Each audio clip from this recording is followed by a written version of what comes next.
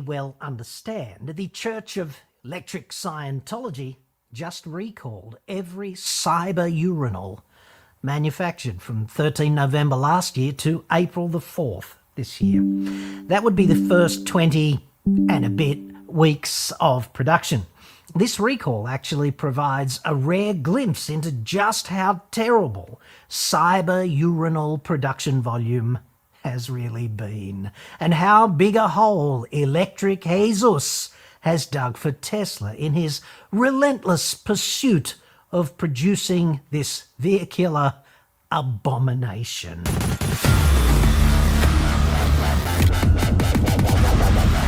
I'm John Logan from AutoExpert.com. Did you see Ryan Garcia test positive for 2 different PDs? I don't know who that is. So, no. Not a you, new cars cheap, but Australia only, obviously. Website can't. In spite of Electric Jesus being a genius who, quote, at this point knows more about manufacturing than any human being currently alive on Earth, end quote, the cyber urinal has a zero-emission gas pedal, hashtag America, which is predisposed to getting stuck at what, in a combustion car at least, would be considered full noise. That's generally bad. Perhaps we can all agree that this is a significant design deficiency in a car which is, frankly, jam-packed with them. In other words, you give your cyber pisser a nice hard squirt, so to speak, the accelerator might shift forward and jam itself on, which is often not good. Mostly not good. Not really a surprise, given the overall shit quality of Teslas. Dodo Donate Tellers, can you take this IQ test on stream? I want to see if you get scroll down and select your age.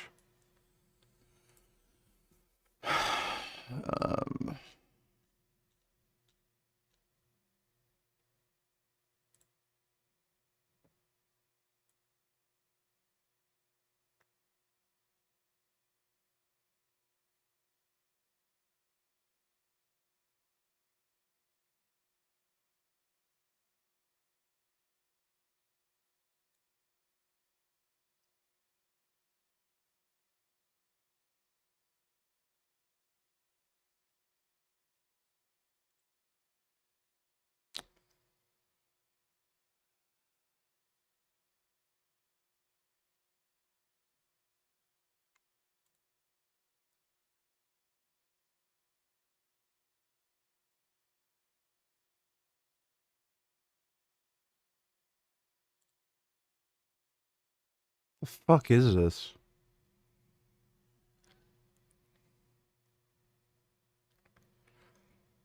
This is fucking stupid, dude.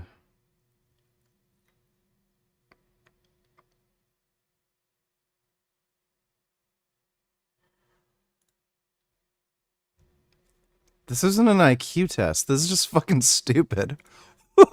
Thanks for the donation, Dodo. Last week we shone a light on the absurdity. But kind of amusing to those of us who watch this plug-in Ponzi scheme and especially its imminent collapse with interest. I frankly don't know what I enjoy more about this kind of thing. The litany of lies from Electric Jesus, that's always nice. The half-baked tech, such as full self-driving, by which they actually mean not actually full self-driving at all, if you don't want someone to die, but hey, we'll call it something it isn't anyway. Or simply the failure to get the automotive basics right, which is kind of the case with this recall. Pro tip, okay? Do Tesla, Optimus, non-robot, still seemingly cannot the odd referential sermon by Space Karen? Nothing tangible or people having sex anymore. Dodo Donate Tellers, does this make you want to vote for Trump? Let me see.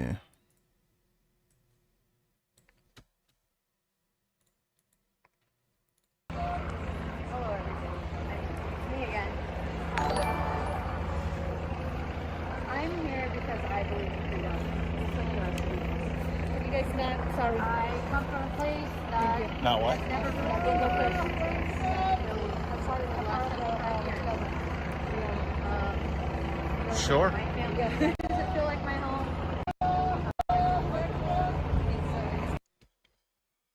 Well, Trump would deport them all, so maybe a little. Grey Knight donated $2. Honestly, I see this as a win, except for the pro-Palestinian students law. Islamic Republic of Iran offers scholarship to pro-Hamas students expelled for vandalizing universities. Shiraz University said it will offer employment to professors who have been fired for participating in violent protests.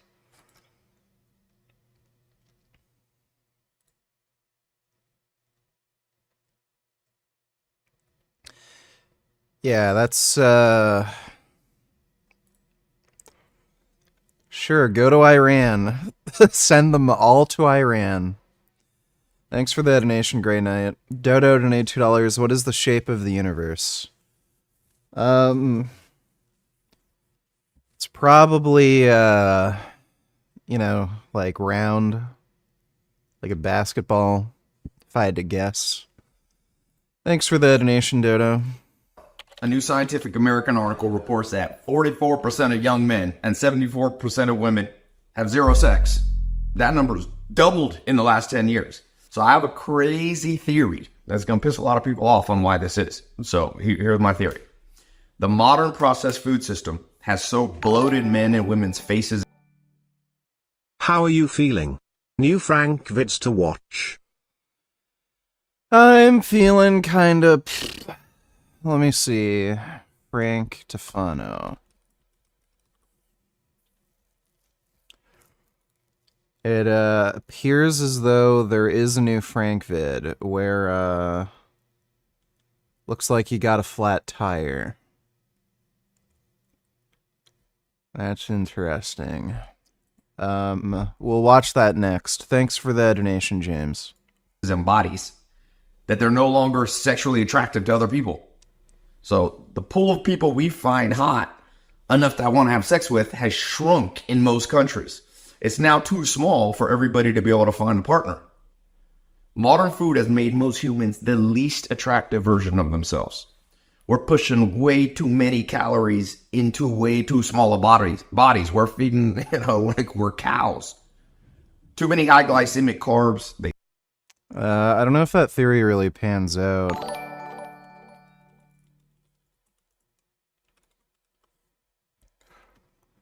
Let me see.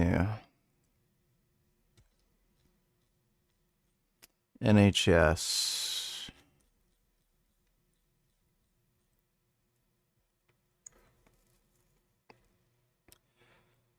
Um, 42% obese in 2017, 2018. Seems to have steadily increased.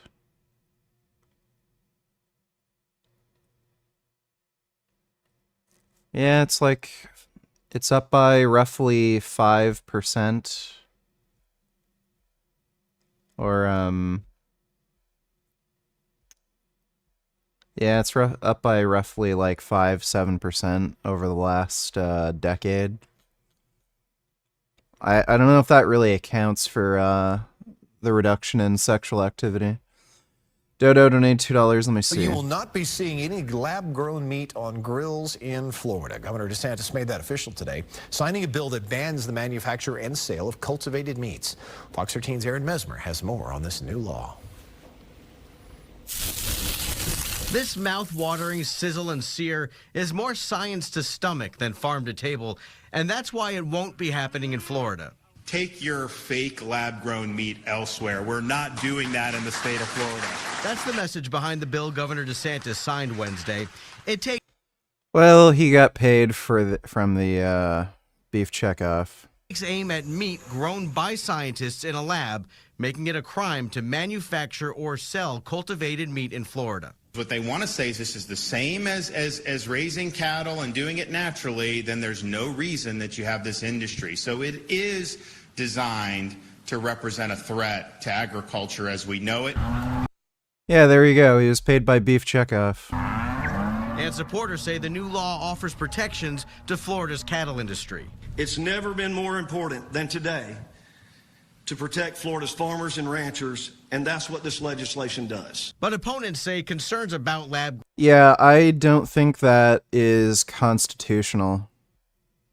There's no way that law is constitutional. grown meat are If this ever got challenged in Supreme Court, it'd probably lose. overblown. Federal regulators have already said some products are safe and ready to eat after receiving FDA approval last year, a point made by cultivated meat industry members. Elon has said publicly that he will reinstate Nick Fuentes' X account today. This the third time he's done this, like he's unbanning him based on how the ADL lawsuits go. From Nick's telegram last night. GR8 minds think alike. Jesus Christ. Yeah. Yeah, I'm pretty convinced Elon Musk is like an actual Nazi. That's the only reasoning for why he wants to unban Fuentes. The guy is a literal Nazi. Like, why else would you want to unban him?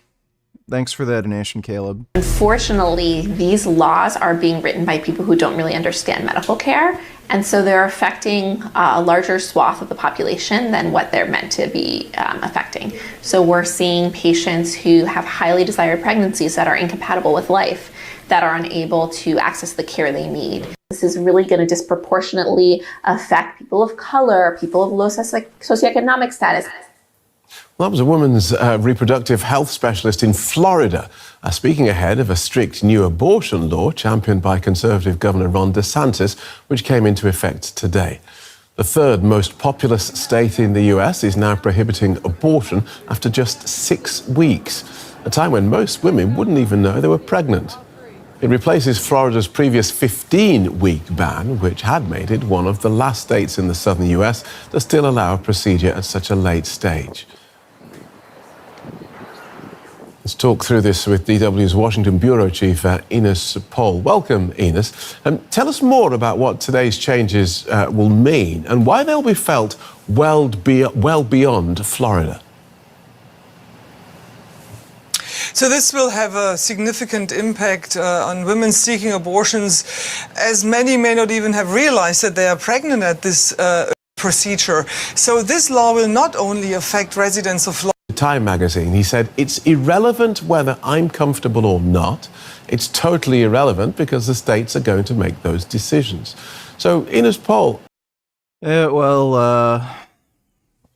him more of a reason to vote fucking left wing.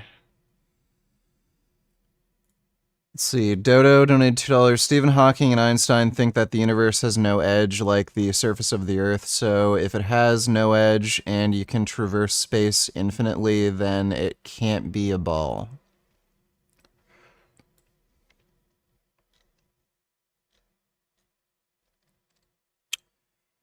I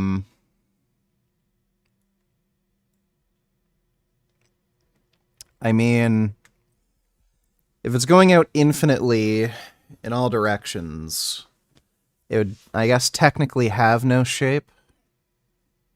But, I don't know. Round ball seems to make the most amount of sense to me.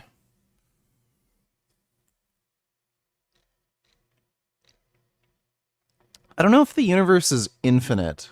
It might be expanding infinitely, but you could probably reach an end if you could travel like faster than light speed. So I don't know. Thanks for the donation though, Dodo. They spike your insulin, force the body to store fat, and bloat from excess water Yeah, so insulin does not cause fat storage. retention. No one looks pretty with a bloated face. For example, a new study in Neuroscience News found a statistical connection between the consumption of refined carbs and decreased facial attractiveness. They can find it in a couple hours. Dodo donators, Trump sucks, but imagine if DeSantis got elected in the primary, instead of which would have happened if Trump didn't run, by the way. He would ban lab-grown meat nationally, ban abortions at 6 weeks nationally. He's an even bigger piece of shit than Trump. Yeah, he might be. Yeah, he might actually be. Thanks for the donation, Captain Black. Hi VG, what do you think about the conjugate system strength training method? What would you recommend I try if not conjugate to get past my strength plateaus? I've been lifting for 13 years. Thank you in advance, big fan. There's benefits to conjugate training, and there's shit that is a complete and utter waste of time. So speed days are a complete and utter waste of time. Most of the big lifters, like Chuck Vogapol, who trained out of Westside, they never did speed work. So the speed work thing is fucking bullshit. Some of the dudes training there would do it if Louis was in the gym, just out of respect for Louis, but nobody fucking did speed days. What conjugate is it's just a concurrent training system, and it's particularly beneficial for people who are on steroids, because you're doing max lifts every fucking week. You're doing very high volumes of training. You're doing both strength training and high volume hypertrophy training.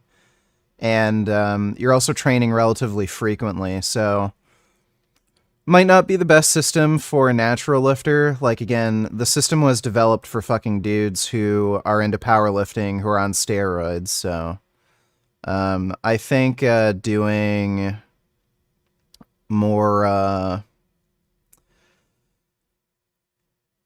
just more classic block training is beneficial for, like, naturals especially. But if you want to try it, try it. I mean, you know, there's no harm in trying something. Thanks for the donation, Captain Black. Appreciate it. There is an edge, it's just constantly expanding. It's round, bruh. Entropy. Yes, so... I figured. Thanks for the donation, Caleb. I further looked into Che Guevara after last night. Holy shit, the guy was racist AF. What's craziest is some of my classmates in high school used to idolize this guy and wear his face on t-shirts. Or have tattoos of him. Were we all that naive to know? Yeah, a lot of people don't learn about him in school, right? So, I don't know, he just developed a sort of cult of personality, but yeah, none of these people who have tattoos of him or wear t-shirts of him know that the guy's like an insane racist and homophobe and just jack off. Thanks for the donation, Grey Knight. Dodo donated $2. Just to clarify, the picture of the sphere on the NASA link I sent you suggests that the universe is still flat. Like, imagine the top layer of the Earth's crust. That's the universe. There is no middle, there's no center. The universe is strictly the flat surface. That doesn't make sense to me. Thanks for the donation, though, Dodo. Dodo donated $2. Are you surprised it's not more people? Let me see. Encouraging the first step in winning our evolutionary future is will and want to live. 1/3 of Americans say they'd like to live forever. The rest say to around 90. Yeah, I mean,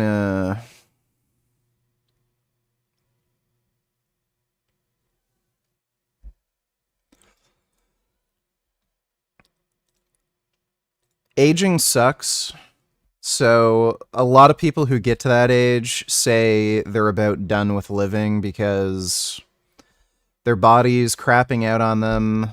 Their brain is also failing. They can't do any of the things they enjoy anymore. All their friends are dead. So if that's what life is, it makes sense to want to die. Thanks for the donation, though, Dodo. I'm not really surprised.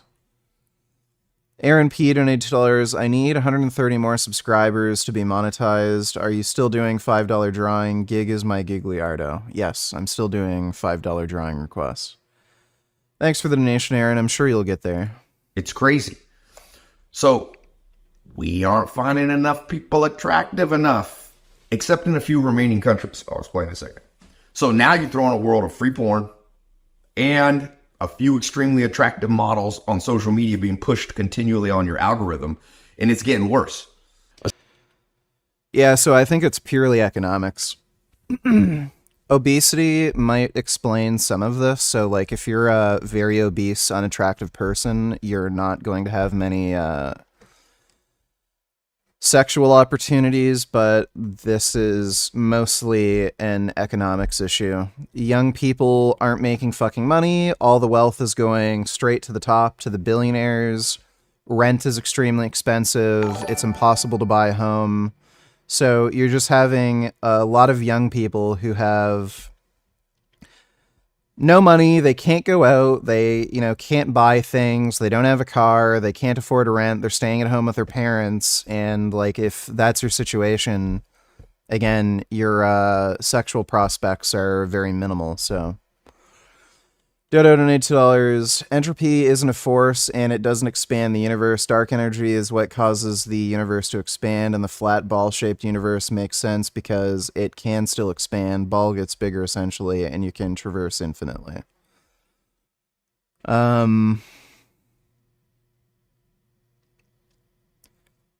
Maybe I still don't understand why it would have to be flat. Thanks for the donation, Dodo.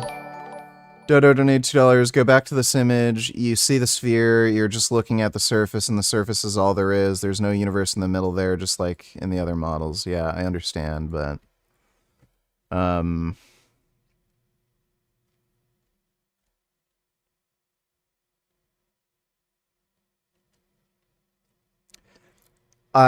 don't understand why the universe wouldn't be three-dimensional. It's kind of weird. Thanks for the donation, though, Dodo. A study back in 2009 found that teens are spending 87 hours a year on porn. That was in 2000. 87 hours a year. 87 hours divided by 365 days. So that is 0.2 hours a day.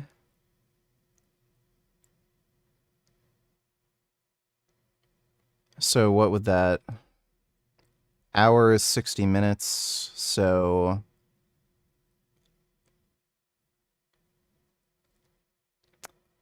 0.2% of 60... Wait.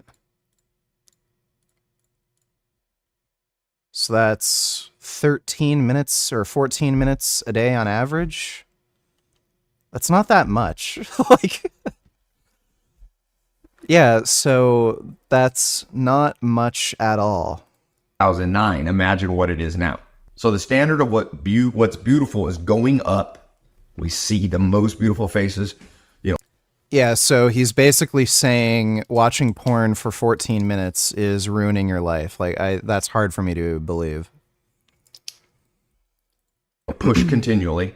And the amount of people who actually look remotely beautiful like that is getting lower and lower. Hence, boom, civilization crisis. It's the perfect storm for societal disaster. So, Dodo donated, do I need to get your dad, Neil deGrasse Tyson, to explain it to you? Yes, I think you're going to have to. Thanks for that donation, Dodo. People they just retreat into fantasy porn, video games, because their minimum standards of sexual attraction aren't being met. Face it, no species, humans included, really wants to mate with someone that doesn't turn them on physically. A study out of University of Pretoria, South Africa, found that individuals with lower facial adiposity, which is lower fat in the face, are perceived as healthier and more attractive. And that's likely due to what? Association with lower risk of cardiovascular disease and other health issues. That means that trying to convince humans, like woke society is trying to do, that So, he doesn't know what the fuck he's talking about. This is just pure bullshit. Beauty and physical standards of attractiveness are cultural. So if you run a poll in the United States as to like what faces are most attractive, yeah, you're probably going to see a trend of thinner faces with less adiposity being more attractive. If you were to go to some other country, that may not be the case. There's a lot of countries or nations where thicker, fatter faces are seen as attractive. It's cultural. You can see beauty standards changing all throughout history. If you look at like China, for the longest time, chubby women were seen as the most attractive. So this is like he doesn't know what he's talking about. that bloated faces are attractive is like trying to convince DNA that mating with an unhealthy person is your optimal strategy. Why the hell would biology allow that? What would be the opposite? Yeah, so what is healthy is also a cultural thing. So, in a situation where people are starving and have trouble getting food, being fat is the healthiest state you can be in because you're much less likely to starve. Now, there's a term called antagonistic pleiotropy, so something that causes fitness earlier in life might cause maladaptations later in life. So obviously obesity, being overweight, it might be good for fitness in the short term, but later in life it will like give you heart disease. But what's considered healthy is also something that's culturally driven. Upside. It's not going to happen. You can't change DNA. It changes very slowly, like 1% per thousand or several thousand years. So look, instead of addressing this honestly, woke society tries to go against 10,000 generations of DNA programming and attempt to convince us. Oh yeah, by the way, we're halfway towards the stream goal. So I'm going to do a stream where I take magic mushrooms and just stream. We're probably going to just draw or play Call of Duty and stuff because I'm obviously not going to be able to think as clearly as I normally do. But if we get to the goal, I'll do a mushroom stream. Let's see, Dodo donated $2. This is hard to watch, but can you at least get through half these? Our average young voters, and holy shit, they are stupid and ignorant. Who in this group uses TikTok? By a show of fingers, who's heard the news that last week President Biden signed a bipartisan bill in Congress to force TikTok's Chinese owner, ByteDance, to sell TikTok to an American owner within 9 months or be banned in the U.S.? Who heard that news? Show of fingers. 7 of you heard that. I'm in favor of it just because I'm a comp sci major and I dabble kind of in cybersecurity. It's a cybersecurity risk for personal information to be sold to an international company that is not in our region, even more so. Got it. Okay. 4 of you oppose this. Why? Ethan, why do you oppose it? I feel like TikTok has done a lot of good for like smaller businesses and creators and provide a lot of opportunity and entertainment for people. And I don't think necessarily it's as much of a security risk as any other app or any sort of risk. Okay, well, this kid's a fucking retard. I don't think it's like a major, like this risk is way more than anything else. 6 of you don't support it. Angelina, why don't you support it? Because I think there's Whether the universe expands infinitely is immaterial to the claim Dodo made that the universe doesn't have an edge.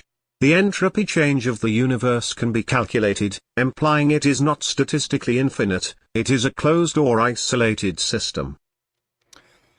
Well, that is fascinating. Thanks for the donation, Caleb.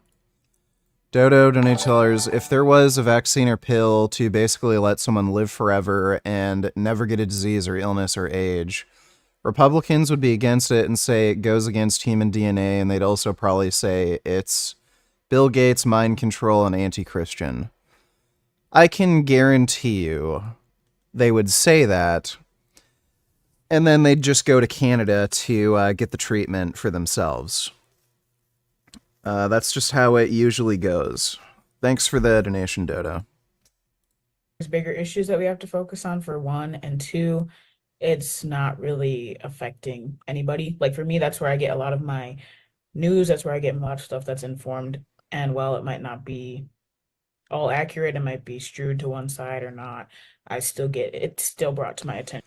It's run to it's run by the fucking Chinese Communist Party. Like, are you fucking insane? Through social media. Emma, why do you oppose it?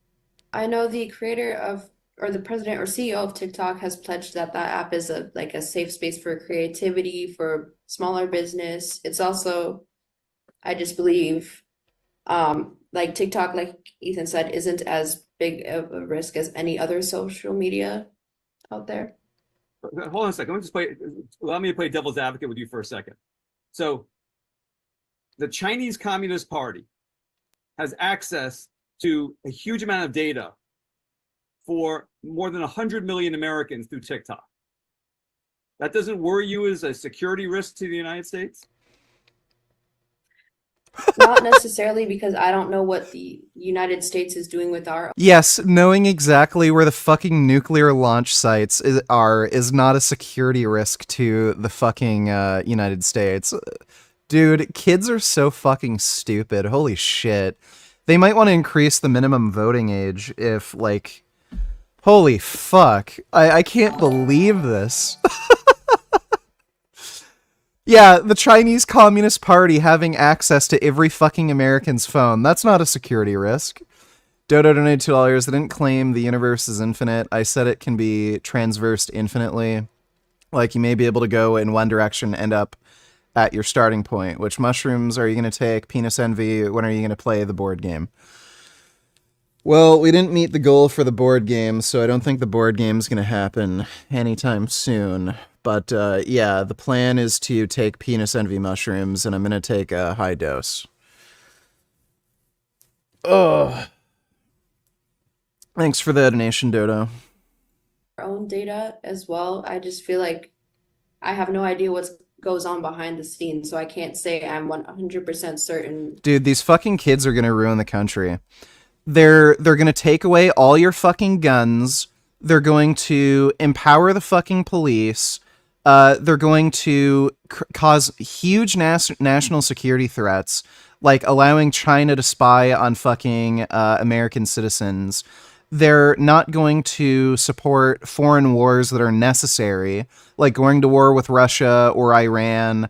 Like, they're just going to fucking annihilate the fucking country. In anything that is concerning social media. But hold on a second. If the US government and the Chinese Communist Party both have access to the data, one's not riskier to you than the other? Not really. Oh my god. I mean, you could argue that like the US has more of an incentive to protect and serve me, but I think at the end of the day, they just feed it to advertisers and they sell my data anyways. Yeah, advertisers are not trying to figure out where the fucking nuclear launch sites are so that they can make a retaliatory nuclear strike and wipe out the fucking United States. So, for those of you who oppose the sale of TikTok, do you think that if former President Trump promised to protect TikTok from being taken away, would you consider voting for him if you weren't already planning to?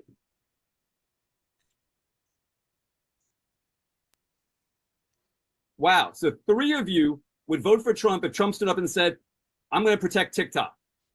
Angelina, you're going to vote for Trump if Trump says, I'm going to protect TikTok? I'm still not going to vote, but I might encourage others to vote for him. Okay, based solely on TikTok. Not just solely on TikTok. Dude. Okay. Hunter. Play into it, yes. Okay. Hunter? Yeah, I would say I could see myself solely using that as a way just because He goes to university. I don't see much different between the two. I guess. Biden and Trump. Okay. Oh my god. Cecilia, what about you? Dude, how can they be this politically ignorant? I use TikTok every day, so if I it's what I used to relax at the end of the day. So if I didn't get to have TikTok, I don't know. Kill yourself. Fucking end your existence on this fucking planet and do the human race a favor. Holy fucking shit. Really? She would vote for Trump just because of TikTok. It's just been a part of my life for so long. That I love Holy it. crap. Trump said, man, I'm going to make sure that nobody touches TikTok. It would cause the two of you to maybe vote for him. Really, this issue matters that much to you. By a show of fingers, who heard the news today that the Biden administration supports reclassifying marijuana from the strictest Schedule 1 classification to the less stringent Schedule 3?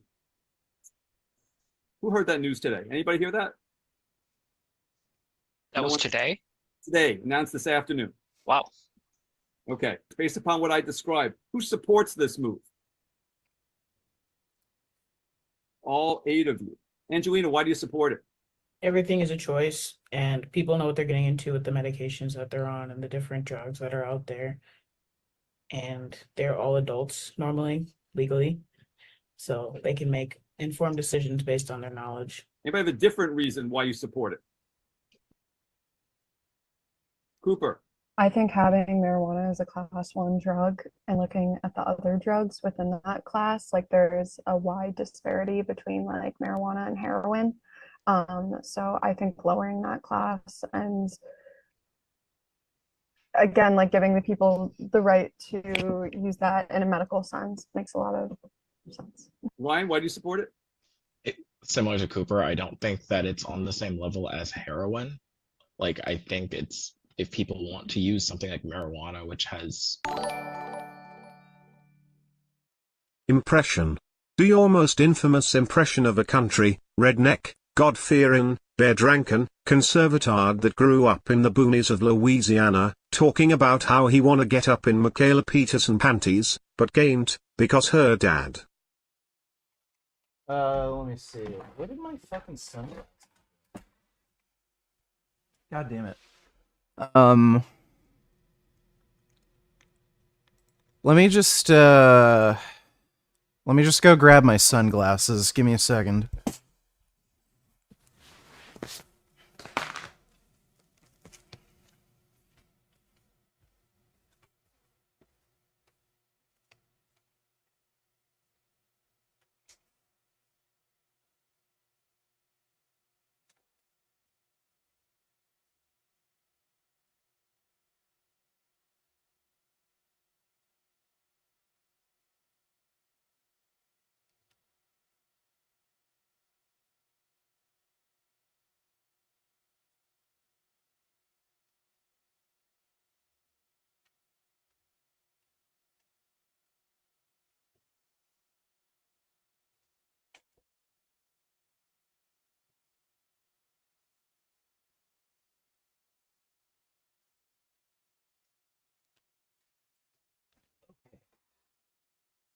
Shit. Ugh, keep almost knocking over my keyboard.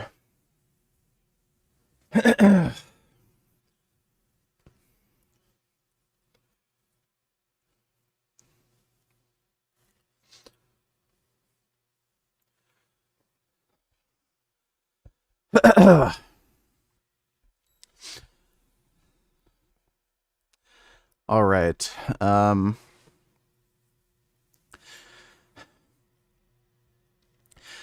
You know, I was watching around on them YouTubes for some, diet advice. I've been trying to get into fitness and lose a bit of weight, get that beer belly, down. And I comes across this channel, Michaela Peterson, recommended that carnivore diet. And, I like a good steak and everything. And if I can enjoy good steak and lose my beer belly, I see that as a win-win. And I was seeing some of her workout routines, and damn, that little girl has a nice fine white ass. she's not overly plump or voluptuous, but damn, she just has a nice, fine little white hiney there. And if she weren't married, oh boy, I'd teach that girl a thing or two about getting her ass ate.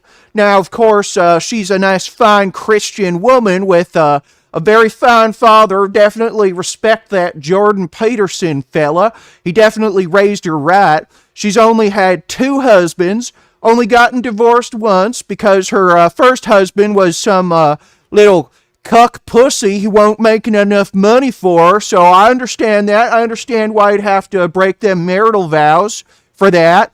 But oh damn, if she didn't have a respectful father and she wasn't a married woman, oh boy, my tongue would be so deep inside her ass even King Arthur wouldn't be able to pull it out. All right, there you go. Thanks for the donation, Black Lotus.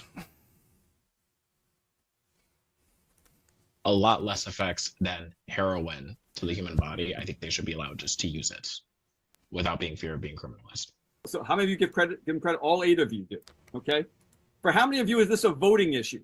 He stands up and says, I reclassified marijuana. How many of you are going to go, yeah, that's a good reason to vote for you. That's a big consideration for me. For 6 of you. Okay. I want you to imagine the election is tomorrow, and it's these 5 people. So you got Biden, Trump, RFK Jr., Cornel West, and Jill Stein. Your 6 choices. 2 of these people are insane, rabid anti-Semites, so they're off the table. This guy's a crazy wacko retard, so not a good choice. Same with Trump, so Biden's the only viable candidate. Still don't want to, you're not going to vote. Who would take Kennedy? Oh my God. That's 4 of you. Josh, why is RFK Jr. attractive to you? He just seems, out of the 3, to be more libertarian and a lot less controversial. I think he has a chance to be a lot less divisive and radical than the other 2, and How retarded can you be, dude? more competent, maybe. Okay. Angelina, tell me why RFK Jr. is attractive to you. I don't really know the other 2.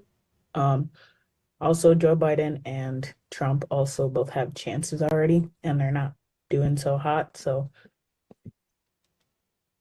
Okay. And Hunter, what about you? What does she mean they're not doing so hot? They're the 2 most viable candidates. What is attractive about RFK Jr.? For me, it's because he seems more level-headed and middle of the road. Yes, level-headed and middle of the road. The Jews created the coronavirus vaccine to kill white people. That's middle of the road and level-headed. Plus, he's the only candidate that I've actually seen discuss housing prices and like my generation's issue with that. And then he's the only one I've heard from numerous coworkers that tell me about policies that he would put in place and stuff like that. He's not Biden, he's not Trump. I think both presidents have done some bad for this country, so I'd like to see what a non-Democrat or Republican president can do. Jr. attractive to you? He just seems, out of the 3, to be more libertarian and a lot less controversial. I think he has a chance to be a lot less divisive and radical than the other 2, and more competent, maybe. Okay. Angelina, tell me why RFK Jr. is attractive to you. I don't really know the other 2. Also, Joe Biden and Trump also both have chances already, and they're not doing so hot. So, level-headed from presidential election. Be a big fact fingers. President can do. By a show of fingers, for how many of you will abortion be a big factor in who you vote for in November's presidential election? A big factor. 7 of you. Ethan, in what way? I personally don't want to and will not vote for any candidate that is anti-abortion. I feel like it should be a woman's choice and it shouldn't be the government should be voicing what we can and what we can't do with our own bodies. Okay. So hold on a second. Let me just work with you for 1 second. So let's talk about Trump. If he defends TikTok, but he's against a woman's right to choose, how do you make up your mind how you're voting? I'd probably go towards the woman's right. Okay. I could probably live without TikTok, but not being able to voice what I can and can't do would be an impact on my life. By a show of fingers, who would say that former President Trump is at least partially responsible for Roe v. Wade being overturned by the Supreme Court? 7 of you. Cooper, in what way? When he was in office, the people that he chose to give positions to or like elect on the Supreme Court, and then the Supreme Court overturned Roe v. Wade. Are you participating in this debate? Well, this isn't a debate. It's a focus group on the election. And no, I'm not participating. Thanks for the donation, James.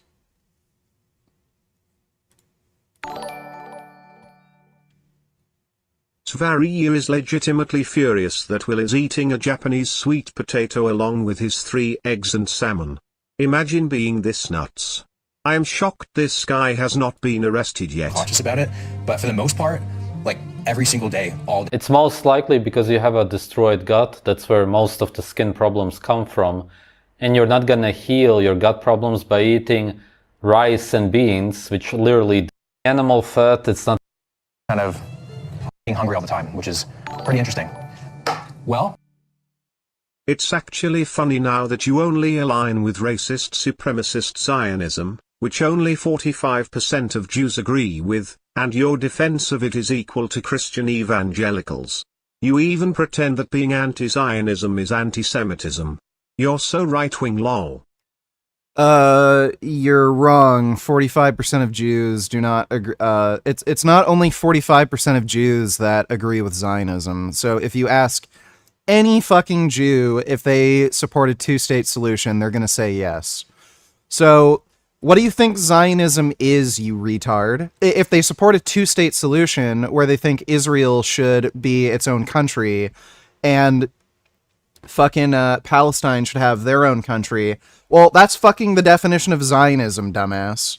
So yeah, I'd love to see a fucking statistic where only 45% of Jews support a 2-state solution. Thanks for the donation, Quest. for dinner tonight, I'm eating like a divorced dad building his revenge body. This is just so... Dodo $20. How come whenever I hear college kids talk about political issues, they sound so retarded and like they've been living in a cave on the side of a mountain in Afghanistan, like they don't know anything? How could they even be in college? They sound so dumb.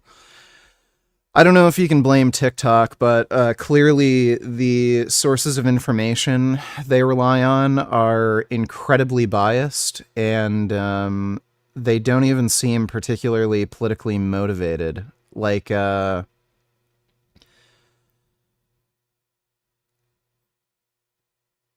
not the types of people like Destiny who will actually investigate and research things. Just whatever they happen to come across on social media, it seems, informs their political views. So, yeah, they're just dumbasses. Thanks for the donation, Dodo. Plain and basic. I literally used salt for the entire thing. This is like every chain restaurant's healthy menu option. We have chicken breast, butternut Chicken breast doesn't have any animal fat. It's not healthy. Butter, what? squash, and avocado. She does look like she used to be vegan. Yeah. And then she started eating fish. Well, that's farage. So it was just like the ripple effect. Is that the rest of you are going to say? Based upon who Trump chose? Okay. Thanks for watching. Stay updated about breaking.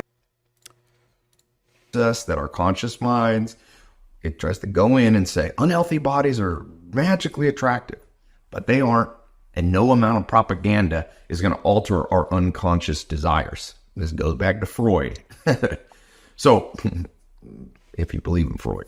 Anyway, I'm convinced that big processed food corporations and pharmaceutical companies that profit off selling drugs to unhealthy people, and junky food are tricking politicians and influencers into spouting nonsense to confuse the population, so nobody can really think straight and stand up to them.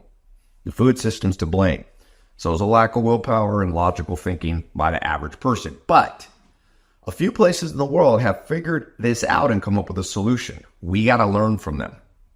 Okay? A few countries in the world are famous for attractive people. Think Sweden, Denmark. Those countries have people who eat to maintain the most attractive version of their face and bodies. If they switch to America... No. So the reason why you see less obesity in some European countries like Sweden is because of their food system. They have...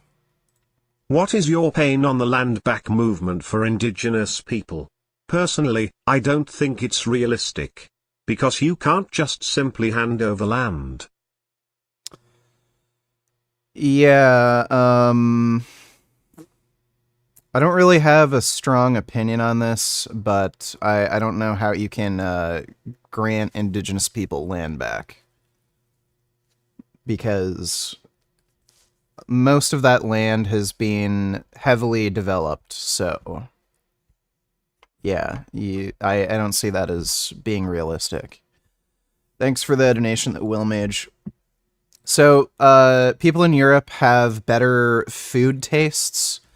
Like, you can make the grossest fast food here, like Domino's Pizza, Burger King. It is fucking disgusting shit, and people still eat it. If you were to sell that in in European countries, nobody would eat it. So you tend to see people when they do eat out, they're eating better quality food that tastes better. They just have more refined tastes. There's also way less urban sprawl in European countries. And what that means is people get more physical exercise. So rather than driving in their car for 20 minutes to go to the grocery store, they'll just walk or ride a bicycle. You see way more people walking or riding bikes every day to get around in European countries because urban sprawl isn't a problem. So those are the two biggest factors probably affecting obesity rates in those countries. They're not just more conscious about how they look. It's more to do with just the lifestyle they have. American diet, trust me. Ain't nobody gonna think Swedish people and Danish are attractive after 10 years of that. Their society will go right back into the same trouble that America's in. I live in Scandinavia full-time or part-time. I can literally spend 1 month in Scandinavia, Sweden or Denmark, and not see not even one crazy unhealthy person. When I fly back to America, 10 seconds in the airport. Yeah, so that's not true. There are fat people in Europe. He's just lying. You know, look, I'm not saying I'm perfect. I'm not saying I'm the ideal beauty. I'm just saying we have a problem and it's not actually that hard to fix because almost every country, including the US, has beautiful people. It's just hidden under bloated faces and bloated bodies. If you optimize the calorie intake, you switch to low glycemic index carbs, and this weird stage of human history is going to disappear. It's going to be looked back at some weirdo aberration anomaly, just like we look back at the Middle Ages and say, what was going on there? It's time to move on. Time to move on. Become the best looking version of your genetics. Now, I can talk on this a little longer. We can get more controversial, but I will say this. Humans live in phases of delusion. You see mass delusions. You know, everything's okay. Humans, to mate, guess what they end up doing? They watch porn, they play video games, and it becomes, what are the statistics, like 6% of dudes are completely sexless. Zip up. Now, there's other reasons for this. I'm not going to oversimplify and say this is the only reason because people aren't attractive. There's all kinds of societal structure issues that are going on that keep people from wanting to have sex, keep people afraid. I mean, you got financial, if a dude's doing it. 100 years ago, we used to be a big deal. People trying to go no carb. You don't need to go no carb. Vegetables are carbs, and you're not going to get fat off vegetables. It's high glycemic index stuff. You can Google the Glycemic index has no effect on obesity. Glycemic index for foods. Go with the low glycemic stuff, like, I don't know, avocados. Talk about that. With the fiber of the whole orange, it's slowing down on lots of different companies. So it's kind of like how you make million carbs, but it's not, it doesn't spike your insulin. Some people find carnivore to work because their comparison was processed high glycemic carb over here versus carnivore. Of course, carnivore is going to do better. Just like vegan, if you're, some people look horrible on vegan if they're eating processed vegan food. So it's that high glycemic index. Like, you can Google, you can use ChatGPT. All right, well, that was a stupid video. Let's see Frank. What's up? How are you guys today? We're gonna do a quick what I eat in the day of eating, and I can't remember the last time I was this sick, although I'm still not really that sick, because usually whenever I feel something in my nose or throat, I just do like an iodine rinse and it almost immediately goes away. But I did that a few times over the past few days and still feeling kind of crappy. I just woke up really fatigued this morning, probably partially because I didn't eat anything last night for dinner because I was tired. I just wanted to go straight to bed. So hopefully feel a little bit better after we eat, but because of that, the show must still go on. So I'm just going to give you guys a quick overview of what I've been doing, starting with something new, which doesn't look new because you guys have seen me eat pancakes before, but I put collagen broth in here. So they're technically like collagen pancakes, kind of like how you would put milk in pancakes, except this is the collagen broth from Frankie's Strange Meat, which it's kind of a neutral flavor because we don't really put meat in there. It's just bones and cartilage. So I'll put He put beef collagen in his pancakes. 2 or 3 tablespoons of the collagen broth in the pancake batter so that I Why? get my protein and I don't have to have anything else. I tried it with God. collagen powder, but it doesn't really turn out that well. Kind of weird with the collagen powder, but the broth works really well. So I've been having this. The pancakes are a little dense, but still tasty, still pretty good, and you're getting your protein, carbs, and fats, everything all in one without having to make anything else.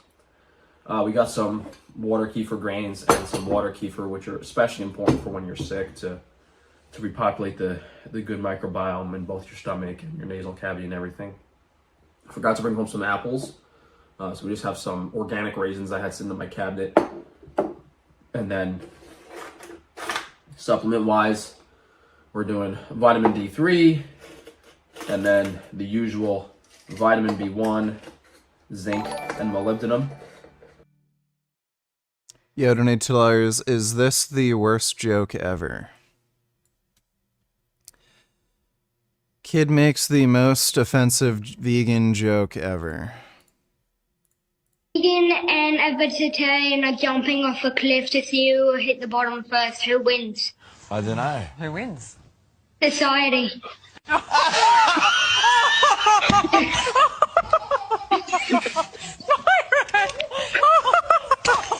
weren't expecting that.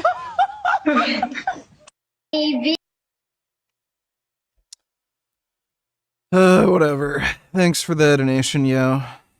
Those last 3 are to counteract the copper imbalance. Probably take a little masticum too, maybe some charcoal.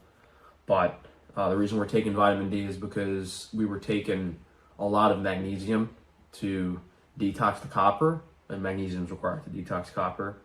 And then the magnesium depleted the calcium, so we had to take a lot of calcium to balance out that. And then your body can't metabolize calcium without vitamin D, so it kind of goes full circle. I wasn't really sleeping until I started taking the vitamin D, but I still try to be careful with stuff because I'm a little sensitive. So I'll just show you guys real quick. Before the meal, I'll take 2 tablespoons of water kefir grains.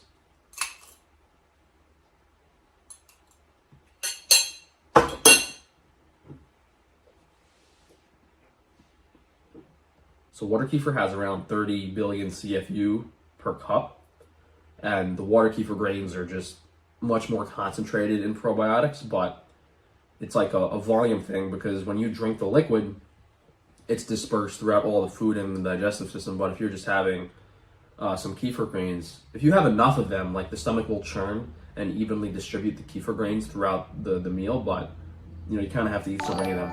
But Great night, donate $2. I got a joke. What's the difference between a penis and a Bible? Nothing. Priests force them both down my throat.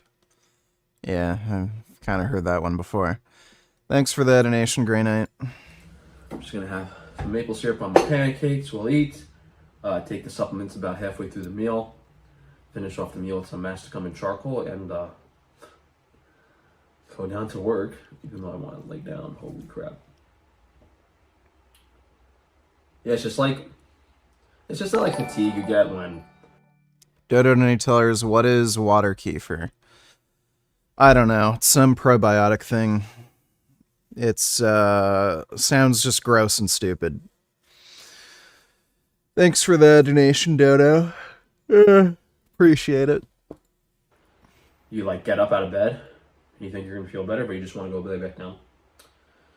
But I should have been at work 3 hours ago. Yeah, there's a million things that could have gotten me sick. Perhaps being in a tight, enclosed space with minimal ventilation with like how many 100 jab people. Like, yeah, that's an issue on a plane. Or like even just the air quality. Yeah, he still thinks if you're vaccinated, you can transfer some disease to somebody. 45% of US Jews. There you go, modern day Zeo-Nazi right W gains. Caring about Israel is essential to what being Jewish means to 45% of US Jewish adults. Here we go. Israel, the world's only Jewish majority country, is subject to blah, blah, blah. Caring about Israel is essential to what being Jewish means to 45% of US Jews. So this had nothing to do with Zionism. You're a fucking idiot. Do you know how to read? This didn't say 45% of US Jews are against Zionism. They just said caring about Israel is only 45% of US Jews consider caring about Israel being like Only 45% of US Jews think that caring about Israel is essential to what being Jewish means. That has nothing to do with Zionism. You're a fucking moron. Thanks for the donation, Quest. In my warehouse right now, we got to get the ventilation fixed, so that could be it too. So who knows? You guys hear that? Today is not my day. I got my car back from the mechanic yesterday, and my back left tire is completely flat. So why is he driving if his tire's flat? Between last night when I got home and now the air all emptied out. There's a garage actually close to me, so I'm just. Dude, how fucking retarded is Frank? Like, holy shit, dude. Why doesn't he get a fucking tire plug? Or use a spare? Like, holy shit, this guy's retarded. I'm rolling this down the street to this shop, see if this guy can help me. I don't want to change the fucking flat, dude. I'm too tired to do that shit. I mean, I have a jack and I could just. Oh my god, Frank is so stupid. Do it, but it's probably easier to see what this. Yes, I'll just destroy my fucking wheel and then have to pay much more money to get it fixed than just change the tire. Guy can do. You know what? I should have actually went home and grabbed my fucking winter tire. Put the one winter tire on, but I don't think that matters because I gotta get a new tire anyway. Like ASAP. Dude, what a dumbass. Yeah, that's so flat. I don't even know if I should have drove it that far. For like less than a minute. Bro, it's been like an hour and a half. I don't think I'm gonna get to work on time. This guy's like all become, but he's like older, he's not 100%. So, like, we're tire had a flat from a nail. We took it off the hubcap and now we're fixing it. Bro, I must be in some type of purgatory today. It's 3:45. My guys leave at 4, so I'm not getting any orders out today because I couldn't get over there to print them. I left my house at 12:45, so it took 3 hours to take off and mount the flat tire. Like, the guy had everything and knew what he was doing, but he wasn't like 100%, some Alzheimer's or something, so between like every single step, he literally would walk around for 15 minutes to find the tool. So I would say it shouldn't have taken more than half an hour, but I was there for 3 hours, coughing my lungs out, head hurts, migraine, like any other. Yeah, Israel as a state has nothing to do with Zionism. Who did a dum-dum today? One guess, he's an Islamophobic right-winger who only cares about guns and blowing up kids and still somehow calls himself a vegan. Logical extension of nothing is nothing. Yeah, so, I don't even think you understand, like, what you're talking about or what you're trying to say. I think you're, like, actually fucking retarded. You told me that 45% of Jews reject Zionism. Then you send me a fucking Pew Research paper saying 45% of US Jews don't care that much about Israel. Like, I don't know what you want. Like, just fucking play Xbox or something, dude. Thanks for the donation, Quest. He should have called a tow truck. He could have called a tow truck. He could have just plugged the tire up himself. He could have switched to one of his winter tires. He could have called a taxi. Could have done a lot of things, but he chose the most retarded thing, of course, because he's an idiot. That is funny. Let me see. Thanks for the donation, though, James.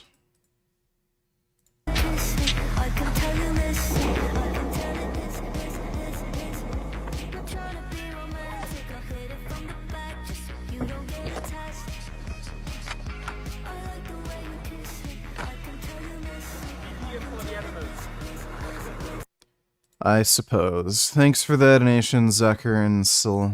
The other day, it would have been fine, but arguably I could have. I didn't really feel like I had the energy to put the spare on myself, so I thought this guy could just do it real quick, but that was not fun. That was not fun. So Frank claims to be eating the most ideal optimal diet. He also sells supplements that are supposedly going to boost your energy and all this shit. Hey, fuck you, I play Xbox. Don't lump me in with the retards. Only retards play Xbox, so hate to be the one to break it to you. Thanks for the donation, forgot my namification. So yeah, he also sells supplements that are supposed to increase your energy and all this. And then he says, I don't have enough energy to just switch to a spare tire. What a fucking clown. Bro, this guy had a dog that was like between the mechanic grease and the dog jumping all over me. I need to go home and take a shower. But we'll drive down to work first. I think we're gonna get there right when my guys are leaving, so I'm just gonna print out the orders for tomorrow and make sure this doesn't happen again. Nice guy, sweet, but I think if I left my car there for him to do any work to it. What is that sound? It's just Frank Tufano's shitty car. Thanks for the donation, James.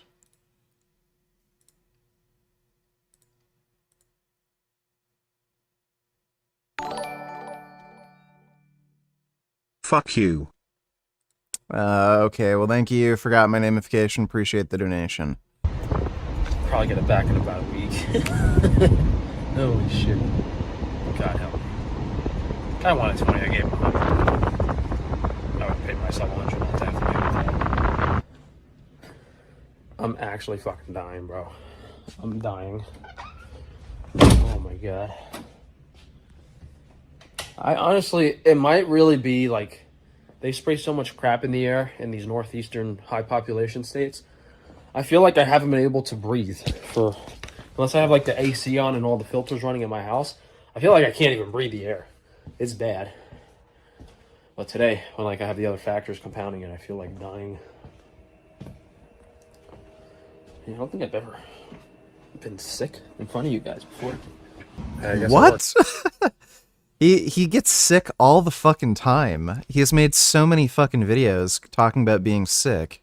It's all right. I'm staying here late to print these orders, and delivery came after my guys left, so sometimes things work out. Honestly, just like a really bad turn of events. Like me being sick, I already felt horrible just going to work in general.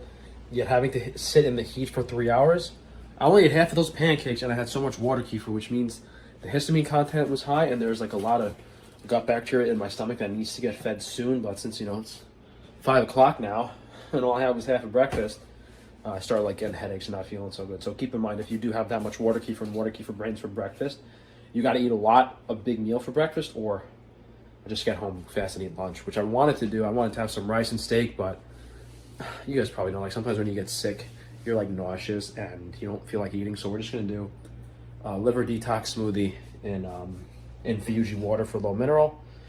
Got the Frankie's liver detox smoothie, and I'm gonna eat I'm gonna eat some apples just to have like some solid food in my stomach.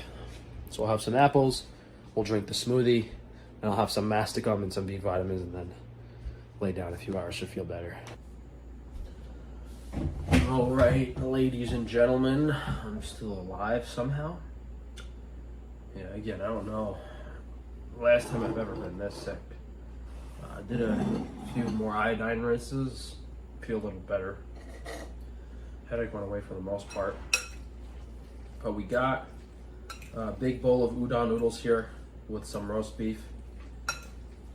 We got white bean puree, beef stock, and demi-glace as the sauce on the noodles. So it's basically just like minimally inflammatory pasta with some fiber that I can have. Normally for my second meal, I'll have steak and rice, or if I'm not too lazy, I'll make like tortillas with white bean puree and steak, which is I feel much better on. But sometimes like Frank, how do the animals feel? Probably worse than he does. Thanks for the donation, James. I have issues with sleeping with the rice, and the rice doesn't agree with my stomach too much because I'm too lazy to like have some beans or something with it. So I just decided instead of having the steak and the rice, I'm just gonna do a big bowl of udon noodles for dinner, and then maybe that'll be the last meal for today. So I'm just gonna take some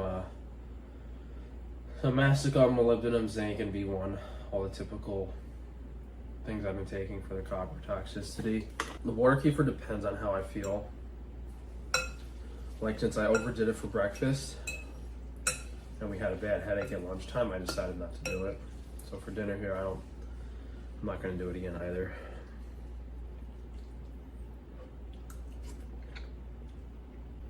I think I lost my sense of taste. But I'm gonna sit here and eat as much of this as I can. And I'll have some apples, some masticum charcoal, and then probably go to bed and relax. But I guess thank you guys for joining me for the day of eating. Not what I was hoping for or I anticipated. Dude, why did he upload this? But I don't really know if I'll necessarily feel better tomorrow to film something different.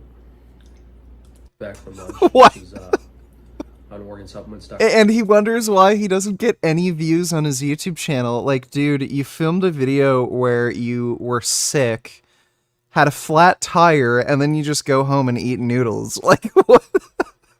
As well as most of these other supplements. Oh, what an idiot. And everything else. Demi-glace new product, beef stock concentrate, crisp apples are available on the food. The next video. Dude, what a dumbass. Holy shit. Happening a lot recently is the rise in TRT usage. Frank projects such an image of health. Yeah, really. For a guy who claims to be a health expert, he's not particularly healthy. Thanks for the donation, James.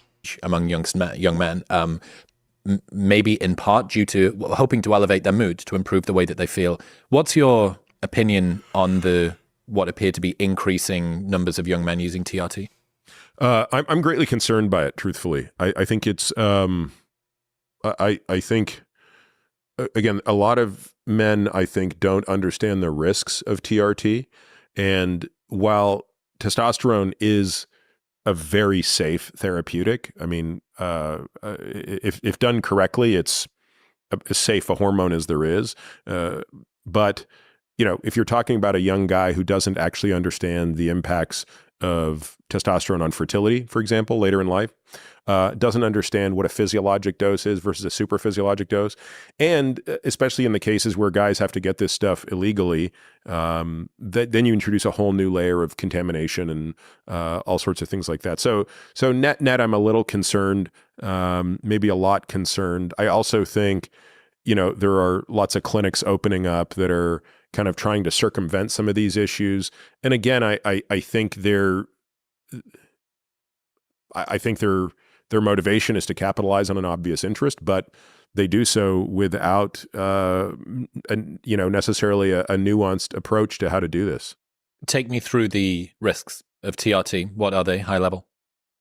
So it depends on if we're going to talk about TRT done correctly. Do you mean literally TRT, testosterone replacement therapy, or that and its more malignant offshoots where people start to push dosages and stuff? But take us through, the range. Well, I would say let's start with what's sort of known in the medical world, right? So we'll start with kind of appropriate physician-administered testosterone replacement therapy. For an appropriately aged individual. For an appropriately aged individual at an appropriate physiologic dose. Cool. Okay, so the two big risks that people have historically been concerned with are prostate cancer and heart disease. So an increase in the risk of prostate cancer and an increase in the risk of cardiovascular disease.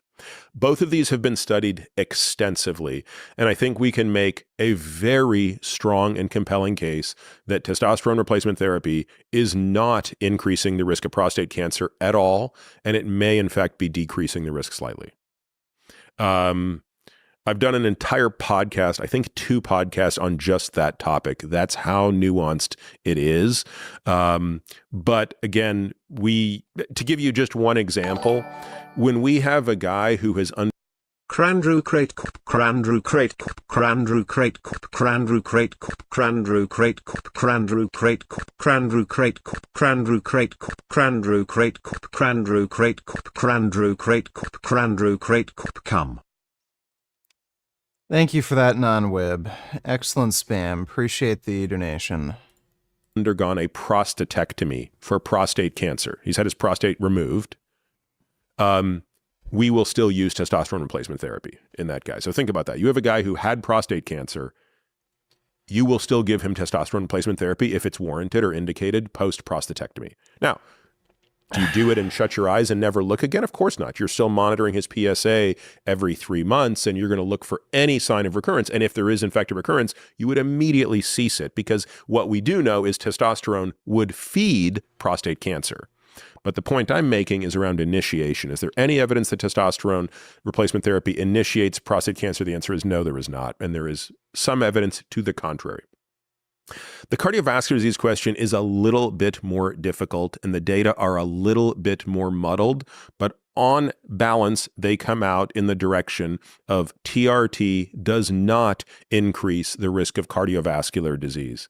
Now, there was a big trial that was completed last year called the Traverse trial that gave men androgel, so topical testosterone, and...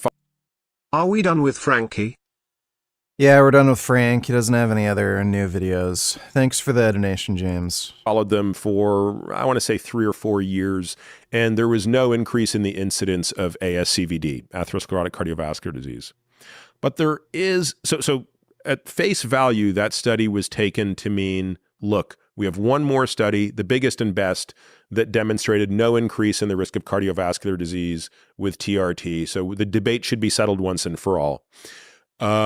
I did a podcast on this, wrote a long newsletter on this, and the long and short of it is in my view, that's a slightly premature conclusion, because I don't think the Traverse study was done perfectly. Most importantly, it did not give men a high enough dose, in my view. So the men started out very hypogonadal with a total testosterone of somewhere between 1 and 300 nanograms per deciliter, but they were only replaced to about 600 nanograms per deciliter. And while that's a reasonable rate of replacement, I don't think it represents what's happening in the world. I mean, we replace patients to higher than that. We replace patients to 800 or 900. We're technically tracking free testosterone and not total testosterone, but usually to get somebody in the range of where we think a good free testosterone is, we will see a total testosterone that's easily in the 800, 900 nanogram per deciliter range. So it's possible that... Booty Cam Donating Tellers, have you watched this? Let me see. In this video, we're going to find out why Jason Genova left social media. Let's begin. Okay, so the story of Jason Here's my video. Yeah, I'm vegan since 5 years. Oh my god, there is some... Let me see. Yeah, I'm vegan since 5 years. Oh my god, there is a morally consistent. How did he go vegan in a society full of meat eaters? Respect. So you don't even eat cheese? No, I don't eat any animal products. What a great human overcoming his own cognitive dissonance. I bet he's seen Dominion and instantly went vegan. And you never make exceptions. No, I never make exceptions, not even on Christmas.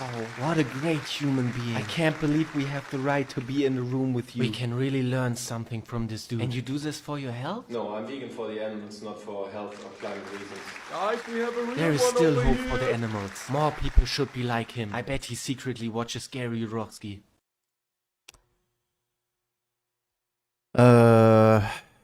Okay. Thanks for that, Nation 7. Imminence. Genova is long, very, very long. It is so full of great mens that it would be best to just experience all of it by yourself. But that's a little bit beyond the scope of this video. So, best I can do is a short character profile to get you up to speed. Let's start with the name. Jason Giovanni, the DSL Dark Lord Spaniard, Janoi Cresva, the Iron Extortionist, Lord Vader, M-Lord and Piss, J. Cream, Man-Getter, and a few more. Now, as you can see, Jason had quite the vast array of nicknames, and it can only be matched by his varied career. JSON started his career as a semi-amateur pro MMA fighter, and he actually developed his own move in the field, called the Crescent Kick. But he quickly pivoted, becoming a slash bodybuilder powerlifter. And this is where things really took off, because he decided to document his journey on social media. And in doing so, he managed to accrue quite a dedicated share of followers. Besides his bodybuilding social media star career, the Iron Renaissance Man has managed to excel as a businessman, running a successful t-shirt business and a supplement company. I'm being honest that when I did those t-shirts to my fans, I did take some money, and I'm not lying. I'm sorry I did that to my fans. I'm sorry I took a couple $100. I made a mistake. I'm entitled to it, but we all own up to mistakes, and I deserve respect for coming out clean. I did take a couple $100, not too bad. As a home chef, and here again, he developed his own fusion recipe, salmon poivre brûlée. His claw also had a firm grip on the entertainment industry. He worked as a Star Wars cameo actor. They're gonna put me as a beach officer. An Elvis impersonator, and of course, as a rapper. Yo, I got a sexy stack, babe. You got nothing on me, babe. But then, he disappeared, as his empire was destroyed from within. You see, Jason had a very dedicated share of followers, and they were willing to do his every bidding. If somebody drew Lord Genova's ire, he would issue an Order 66. This was basically him ordering his army to harass the social media of his target with dislikes and spamming their comment sections with less than friendly messages. With these raids, Jason crossed paths with individuals such as Mark Pocketliner, Kyle Muscle, and Rich Piana, amongst others. You did? Why would you do that? It's a very deep and minty rabbit hole, and I'll make a separate video about it to go into further detail. Either way, Jason had a little bit of a love-hate relationship with his army. Between missions, the troopers would get restless, so they would troll Jason himself. Constant dislikes on his videos, troll his comments, and I know how you feel. It's fast. It's sick.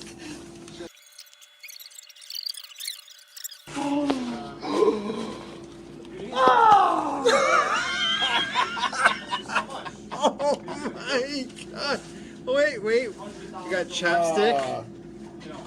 Where's the phone?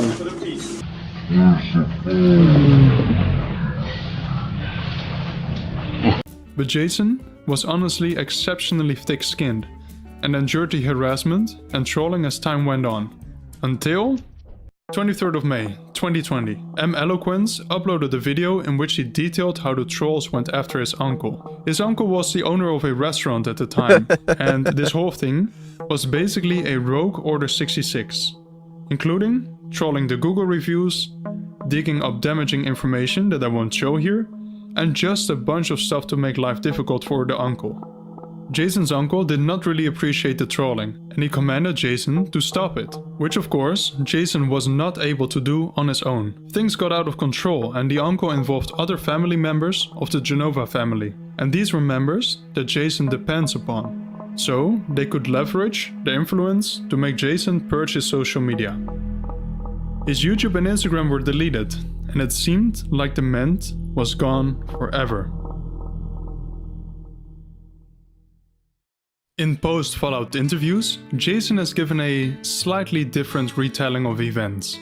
In true Iron extortionist fashion, he claimed that social media was no longer worth his time due to the dwindling ad revenue. Yeah, but I left because of the money's not good anymore. It's very hard to make ad revenue now. The ad revenue is tough. Jason has now ventured into the world of coin collecting, managing a small social medium where he shows off his collection and does the occasional paid shoutout. But for now, it appears that the Lord has no interest in returning to the fitness industry. Now, that was it for the story of how Jason Genova disappeared off social media. Thank you very much for watching. I really appreciate you being here. That's Jason Genova, or Genoy Kresva, as some know him as. Reverse trial only answered the question, does low dose, or as one of my analysts put it, does testosterone light replacement therapy increase the risk of cardiovascular disease? And I think there we can say the answer is probably no. Okay, and what about testosterone replacement therapy when it's done badly?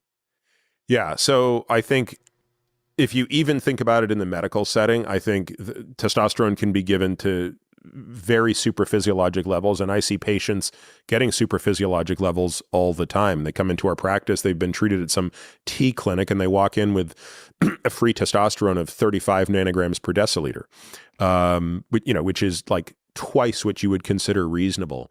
And part of the problem is we don't really know what everything goes out the window with what I said earlier. Now, can I say that that doesn't increase the risk of prostate cancer initiation? I can't say that because I don't have the data. Can I really say that doesn't increase the risk of cardiovascular disease? No, I can't. It's also, by the way, creating a lot more erythrocytosis. So these people are making red blood cells at an alarming rate, and they need to be monitored very closely for increased blood viscosity. Is that, I have a friend of a friend who donates blood every month. Yeah, is that's why. Because they're just making too much and it's too thick? Correct. Wow. I mean, good for the blood donation people. Yeah, and again, the question is, if you have to give blood every month, if your bone marrow is so revved on that you have to give blood every month, do we run the risk that you're going to convert into polycythemia vera at some point, which is a disease now where all of a sudden you can't shut that process off? So it becomes self-sustaining even once you've come off the TRT. Yeah, again, I'm not suggesting that that's happening. What I'm asking is we don't know, right? And there's just a big unknown there. The other thing is once you start to get into these super physiologic doses, you start to run into other issues around a lot of estrogen and a lot of DHT. So you'll see these men who are on these super physiologic doses of testosterone also showing up on 5-alpha reductase inhibitors, which we could talk about why I'm not a huge fan of those, and on aromatase inhibitors, which I'm also not a fan of. Is that to stop gyno and hair loss? Yes. Right. And obviously I'm not a guy who takes hair loss very seriously, but I think it's a mistake to take a 5-alpha reductase inhibitor for hair loss. I think there are far better strategies if it matters. And I think, even though the risk of finasteride syndrome or post-finasteride syndrome is low, it's not zero, and it's potentially irreversible. And this is, I think, in a young man taking finasteride, again, if you're listening to this and you're on finasteride and you have no issues, you're fine. It's something that if you hasn't kicked in within, 6 months, it's not going to kick in. But we do see men who have like a permanent loss of libido. This is reported in the literature. That's what finasteride syndrome is? Yeah. So basically there's something about blocking DHT that might not be a great idea. Permanent loss of libido would be bad. What else haven't we spoken about when it comes to exogenously increasing testosterone levels? Fertility? Yeah, well, there's another thing that I think is fertility for sure, right? So once you give exogenous testosterone, you're going to cut down on endogenous production, including sperm production, and therefore you're going to see a reduction in fertility. And at some point that's retrievable, and at some point it becomes more and more difficult to retrieve. So it depends on the person's age when they start and what their testicular reserve is. But, generally speaking, 2 years of exogenous testosterone can spell the end of endogenous production and therefore a lifetime dependency, which again, we do that all the time. Like if a guy is old enough and decides it's time to go on TRT, we fully accept that. And there's no risk of being on lifetime T for life within physiologic doses. But for a guy who's young, that might be an enormous risk. And we see this all the time where guys who are doing this in their 20s decide they want to have kids in their 30s and they can't. What else haven't we said about the risks of TRT? I think there's another method of delivery using clomiphene and clomiphene. And these are drugs that have the advantage of preserving fertility. They work by inhibiting estrogen receptors in the hypothalamus that trick the brain into thinking you need more testosterone. So now the brain, via the pituitary, starts producing more follicle-stimulating hormone and luteinizing hormone, and you end up increasing endogenous production. And again, I might be an unusual skeptic in this regard, but my concern with that approach typically centers around, yes, you raise testosterone, but are you getting the full benefits of testosterone? Because I think one of the benefits of testosterone is the benefit in the brain. And if you're now blocking estradiol's impact in the brain, certainly anecdotally, there's questions about whether you're taking away some of the benefits of testosterone, including mood and libido. Would you have any concerns for people being on Clomid for a long amount of time? Is that something that you think shouldn't be used? I would feel very strongly about people not being on clomiphene or Clomid for a long period of time for another reason, which is it really increases the production of a sterol called desmosterol. And the reason for that, there's a lot of problems with that, including potentially an increase in the risk of atherosclerosis, increase in the risk of cataracts and things of that nature. So I think long-term use of clomiphene is probably not a good idea. The drug was never intended to be used long-term. It's a fertility drug, so it's intended to be used short-term. And I think short-term rises in desmosterol are not problematic, but lifetime. The anti-war protests now sweeping the United States. It's fair to say that my interview with the self-styled performance artist known as Crackhead Barney caused a bit of a stir. Many people questioned why I had on at all. Well, did I really expect to get any sense out of a diaper-wearing demonstrator who... Bootycom $20 memory lane. Let me see. Embarrassing. Oh my god. Look at that fat fold at the bottom of your tummy. Come here. You have piss stain on the outside of your pants, Jason. Who cares? We're powerlifters, not bodybuilders. All right, free. Just an excuse to be a fat ass. Shake it in your hand, you can bang it against the wall, but in your pants, the last drop will fall. Yep. Piss in your pants like a slob. All right, go ahead.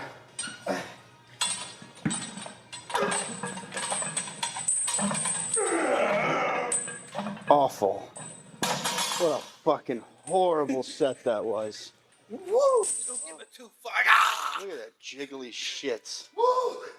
What in the fuck is that? Embarrassing. Yeah, it's a Genova classic. Thanks for the donation, Bootycom. Become infamous by harassing Alec Baldwin in a coffee shop? The answer is no, probably not. But that was kind of the point. The protest movement is being overrun by ignorant virtue signalers who are shifting the focus from where it needs to be, a brutal war and humanitarian emergency in Gaza. Too many protesters on both sides are making this all about them. We've lost sight of some home truths. So let's be pretty clear. It's entirely possible to be anti-Israel in terms of its government, but not anti-Semitic. It should be entirely possible to have serious moral arguments against the way Israel's prosecuting this war, but not call for the total eradication. Major changes on the road. Starting today, GTA drivers should be prepared to provide a breath sample to police during every roadside stop. The mandatory alcohol screening is part of an effort to keep impaired drivers from getting behind the wheel. CTV's Beth McDonnell is reporting live. Hammy Whammy, donate $2, enjoy the men's. Let me see. Feet lower on the platform, though, Jason. All right. Deep. Yes. That is sickening. 1, 2. Yeah. That is perfect. 1.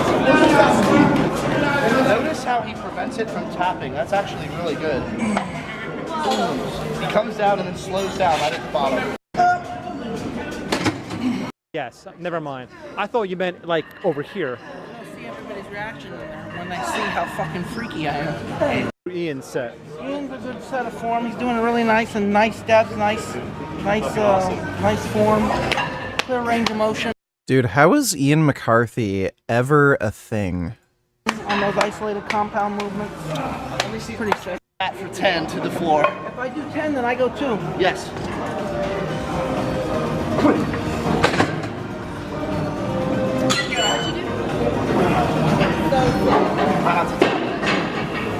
But you still have to go deep. 3. Alright. Upper body and lower body in the same workout. Is that the secret? Is that the secret to success? It's the secret to something. And breathing. And then back up. Definitely need more weight. Exactly. For someone your size, follow This 30 times. Perfect form. his way. He's a shit board. Got it. 7. You can do it, Jason. 8. We believe in you. 9. Yes. 10. Come on, Jason. You can do it. When to stop, bitch. Jason. Oh, set. Yeah, if I do it.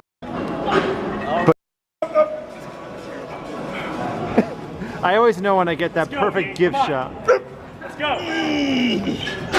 That's gonna become when you come and she keeps sucking. Yes. Almost dry. Squeeze. Can we pull the pants out of his ass too? Who are you posing for? Ian, can you pull the pants out? No, Jason, pull the pants out of your ass. Wait, careful what you say about pulling Oh, he just stuffed them further up. I don't want to see. Come to your side triceps pose. Let's see if we I can actually fix think it. you look better than PJ Brown does, bro.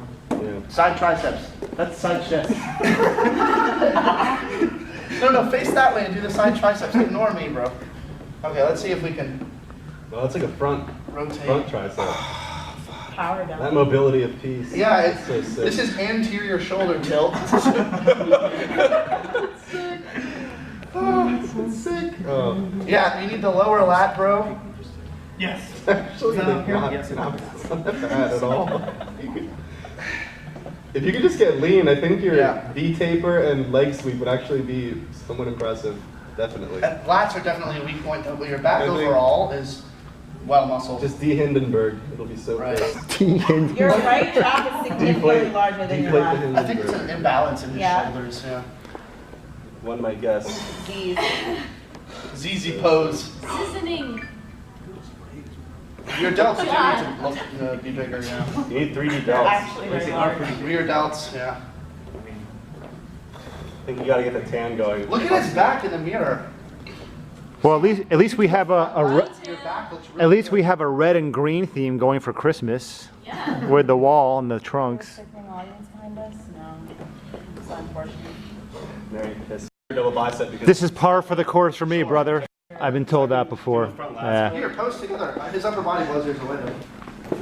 Oh, that's right. But what I can't do is a rear double bicep. I don't see the problem. I feel like my arms look lanky maybe because of the positioning. Well, they're thin, but I feel like I maybe arch or something. I think it's honestly, I think it's the structure of your triceps. It's piss, right? Even if they were to be significantly larger, you still have that The issue. insertion is still Exactly. really It's the length of the tendon that. Yeah. I don't know. And I think that better developed lats would benefit you. The rest of your back is fine. Jason, where on the What? lower lat? Right, yeah, right through here. Yeah. What?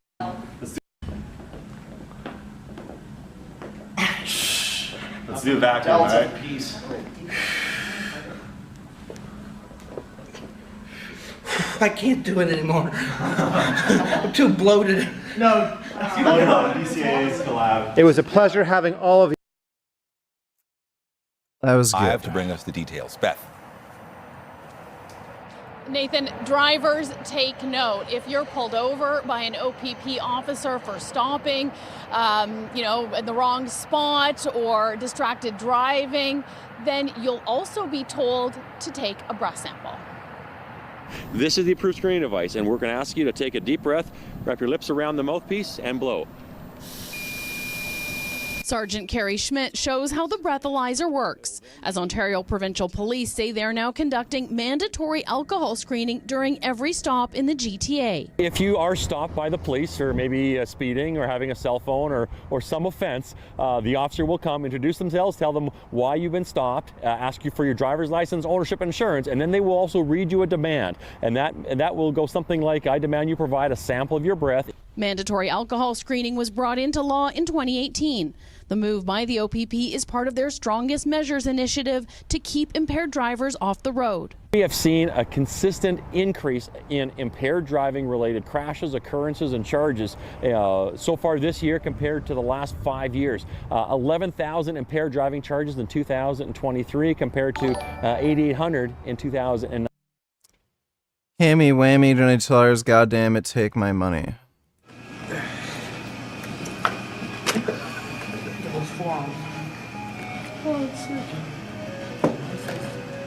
Thank you. Appreciate it. What are you thinking? Fried rice? You ready to order? A couple more minutes would be nice. Oh, you don't got it. I'll get it. How's the pad thai here? Is it It's fine. good? How's the pad thai here? Is it good? Yeah, it's good. Everything's good. Yeah, everything's good. What about stir-fried chicken with That is vegetables? skill. She just poured that and it didn't fizz over. That's amazing. The glass is designed for that. Really? I have no idea. It's designed. It's piss. I just drink it right out the can still. Details. Yeah, I remember when Big Lenny had that chick spit on him. Which would be better, fried rice or stir fry? I think Fried with rice. stir fry you get all that with veggies. Iced tea, cheers, champion. Or do you ask for that? Yes. I think you ask for it. Mhm. It's $1 more, so I figure you might It's get a little Brazilian bit more. music. Brazilian? It's Thai music, tiny music. Tiny music. Sounds like the Oriental music. Yeah, that's what Thai is. Yeah. I think the word Oriental is considered racist now. Sorry. The iron racist. Jason, what's your thoughts on the recent Michael Brown case? It's mess. It's a mess, bro. What do you think about the Israeli-Palestinian conflict? Do you have an opinion on it? Terrible. What do you think about ISIS targeting Christians specifically? It's horrible. It's sorry. The economy's terrible. It's terrible. I agree. It's bad, bro. It's not good. And people, the job market still stinks. That's true. The only good thing right now is gas is going down. Yes. I hope it goes down to $2. We can thank OPEC for that. Yep. I don't know what based means. I mean, what is it in Do reference you not to? know about base god? Base god? That's, Lil B? yeah, Lil B. I was Yeah. trying to think, I'm like, who is it? Yeah. Sickening. Base is a drug term, I know that. Yeah. Like acid, I maybe? know base god, usually like all the pothead kids I know say that. The kilo. Smoke the kilo. What do you think of marijuana, Jason? Do you have an opinion on it? They should legalize it here. Legalize it? It's a good People idea. should smoke it and get high. Smoking? Get Post-workout? high as a kite. It's high like Arnold Schwarzenegger used to do it. It's highening. Do you think it would affect your gains at all? It'll make you increase your appetite, makes your gains go up. It'll get even bigger. But it can increase your progesterone levels. Yeah. But that would be bad with the Skittles. You can't use trying to smoke pot. No. Ooh, bad combination, sorry. You ready? Yep, we're ready. Yes. Would you like? Pad Thai, I'll take. Pad Thai chicken and shrimp? Chicken and shrimp. You get noodles with that, right? Yeah, Pad Thai is a noodle. Good. And egg, right? Peanut egg? Sounds good. How spicy you like? Medium spicy. You like spicy, right? Medium. Oh, okay. I get chicken fried rice, please. Chicken fried rice, you want spicy? No, thank you. Okay, what about you? Yeah. Also chicken fried rice, not Chicken spicy. fried rice, not spicy? Thank you. 3 of those. You too? Yes, please. Chicken fried rice? What about you? I'll get the chicken. Should I get stir fry fried rice? Whatever you want. The burst. How are you gonna feel Lactic tomorrow? You acid. think? We can let him do it.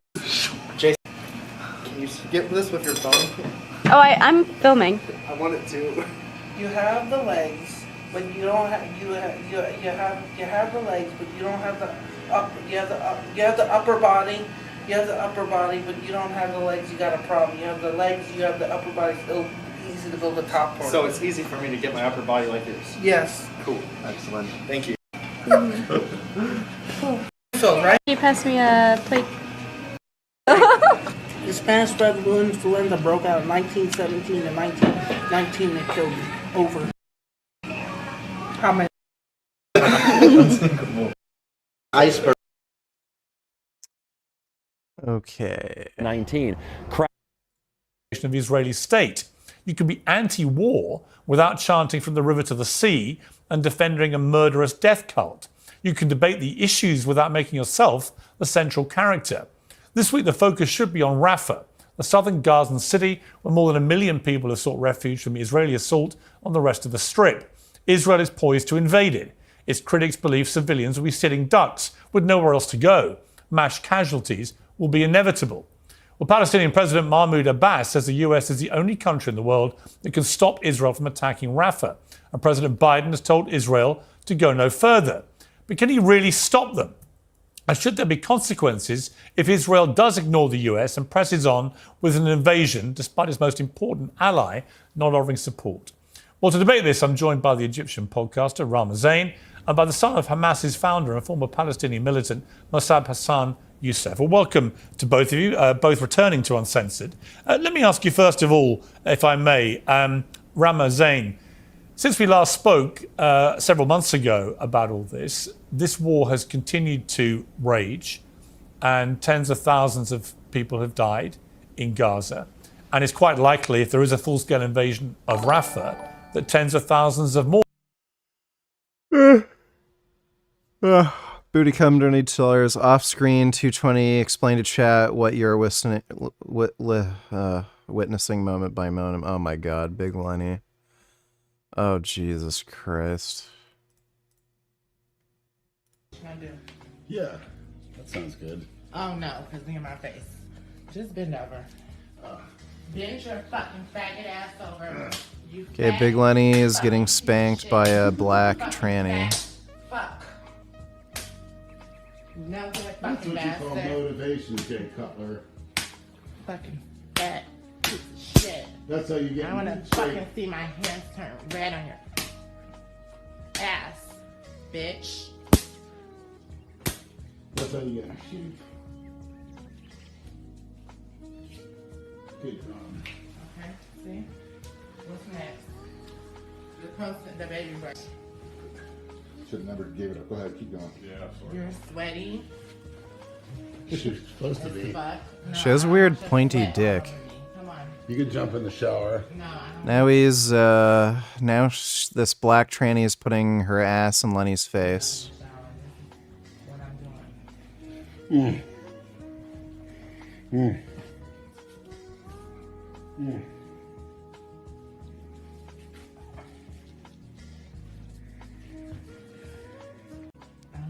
In my mouth. This is gross. I think I'm done.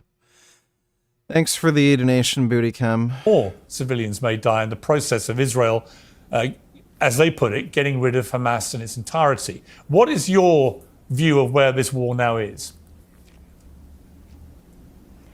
It's sad to see that a few months after we're regurgitating and having to repeat the same things that we've warned about since day one, that things are getting out of hand, that at one point do you start calling someone who keeps inciting these war crimes a criminal. So not having held them accountable from day one has led to the audacity and the confidence that we are witnessing in the crimes. And just as you had stated, now that there might be further violence onto Rafah, you don't know if the US is even able to stop them.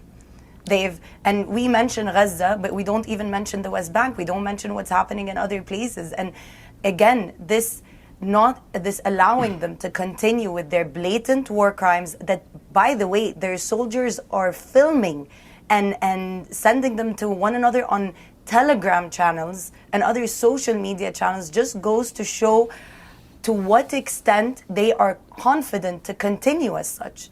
And it's scary. We've seen news that probably the ICC is going to be calling Netanyahu in as a criminal and for trial, and the US is aiming to stop that.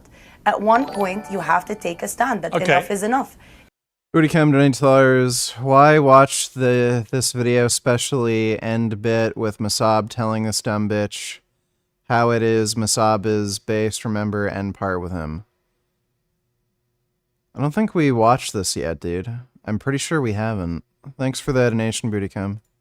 It is sad that we are repeating what we had been saying from day one. Okay, let me bring in Mossab Hassan Youssef for your response to that. I should point out that the ICC is not just threatening, apparently, to bring in Israeli leaders, but also Hamas leaders. Mossab Hassan Youssef, you said, I think, in the Times of Israel last week, we need to go into Rafah now, not tomorrow. What are we waiting for? We finish Rafah, we finish Hamas. This will remove them from power, which will be the first step towards peace. Right Night Donate Tellers, you should debate Jank. Do you think that Destiny can still reach out to him if you ask? Well, I've already asked Destiny. He said he doesn't really know Jank well.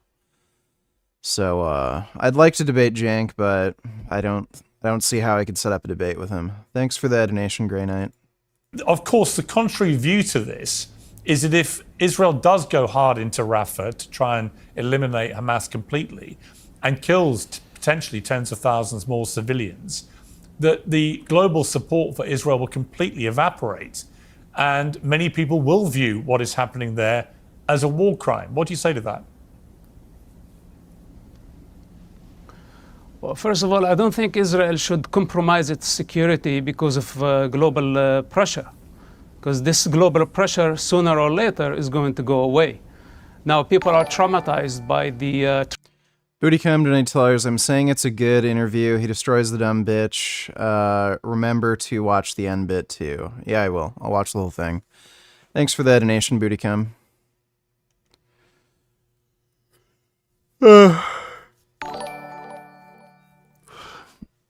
What are your thoughts on zoos and aquariums? Also, some zoos claim that they are necessary for protecting endangered species. Would that be a justification to keep animals in enclosure?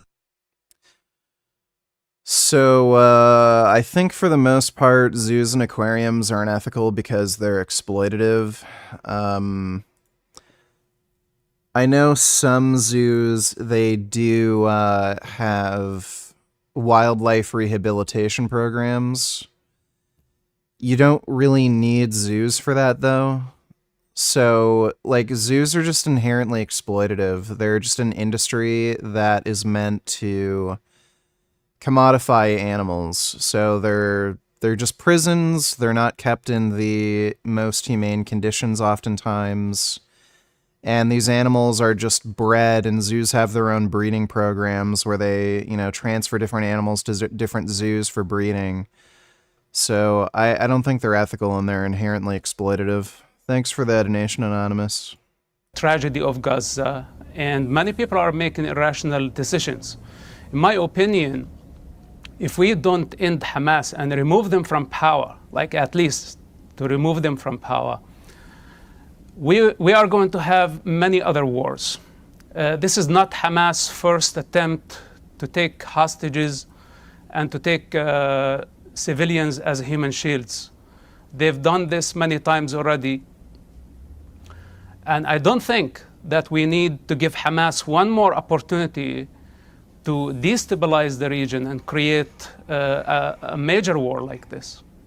But is there not a danger, Mossab, that by doing this the way Israel is doing it, by flattening most of Gaza in the process, by killing so many civilians, including women and so many children, because of the age demographic of Gaza, with half the people there being children, is there not a danger that by trying to do what you've just said, in trying to get rid of Hamas, which many people, I'm sure, in Israel would love to do, and I understand completely why they have a desire for that to happen, that by doing it, you actually end up achieving the opposite of making Israel more secure, that you create a whole new generation of people radicalized by losing their children, their mothers, their wives, and so on.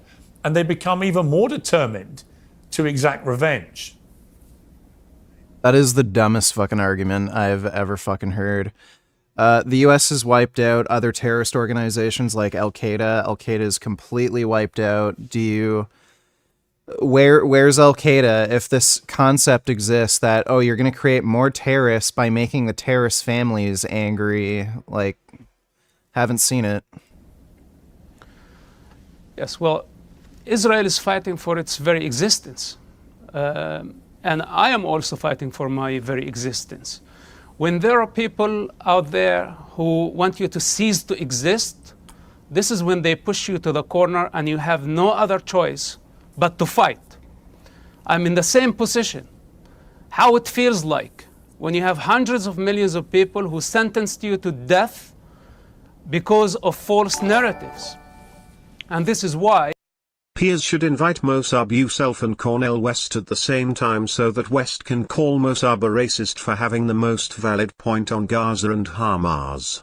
Then look stupid for Mossab's response. Yeah, like it'd be very hard to call him racist, especially since the guy is literally Palestinian. Thanks for the donation, Wilmage. We have this trouble in the United States and a global chaos. Because people are in denial of the truth that Israel is not targeting civilians on a purpose. They are not killing in Gaza for sport. This is what Hamas did on October 7th. It was an actual genocide that the world doesn't want to admit. Now, even though the ICJ judges, they say it was not a genocide. What's happening in Gaza is not a genocide. This is what the judge say. But then we have all the wannabes and the social media warriors and the low-grade journalists still in public that what's happening in Gaza is a genocide. And we simply say it's collateral damage. Two different things. Okay. Ramazan, here's my question for you. Can I say something? Let me just ask you first of all, what should Israel have done after October the 7th? If not go after Hamas, the people who perpetrated it? I just need to respond. Mr. Hassan, I truly do apologize that your type of relationship with your father has led you to this quest to condone the annihilation of your own people. I truly am sorry for that. But just as you said... Okay, this woman is incredibly fucking racist and demeaning. She's a fucking bitch. It is not about you.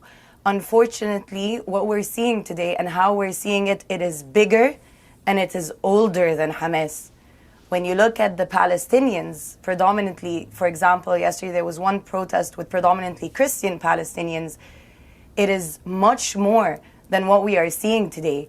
The right of return, the fact that, you know, it was actually quite interesting. You have some Zionists here telling the pro-Palestinian protesters go back home, and their response is we want to, so come join our protest so that we can have the right to return, end the siege, whatever. Right, okay, so the people who started a fucking war lost are saying, oh, can we return back home now? Okay, alright, that's how it works. You get to have your cake and eat it too. You do, and you just said, you know, you have, at one point you get so oppressed, there you have to fight back. You just said that. So what ends up happening, and you have to understand that, as everyone, and Pierce, on your show, so many people have said the same thing. You are going to keep having more resistance as long as you don't do something about it. And you keep speaking about the hostages. What about those that are being abducted from the West Bank? What about those that are in prison? What about the children that are in prisons?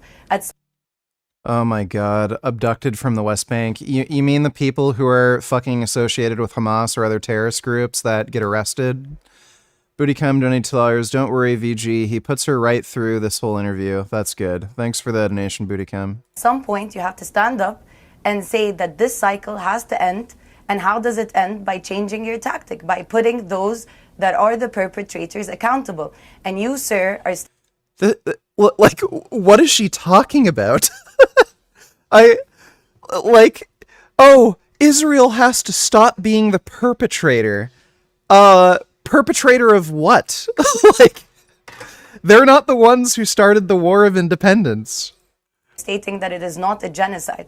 It is, even the intent for genocide would label it as a genocide, which we have seen Yeah, and they have no intent. From occupation leaders calling them subhuman, Ben Gavir asking for a nuclear... Yeah, they are subhuman, dipshit. Like, oh my God. And they're talking about Hamas specifically, not all Palestinians. I love how they lie about this all the fucking time. Bomb to be dropped at them. And I wish to reiterate, I understand that you have had your personal issues, but like you said, it's not about you. It's a collective movement to end the cycle of violence.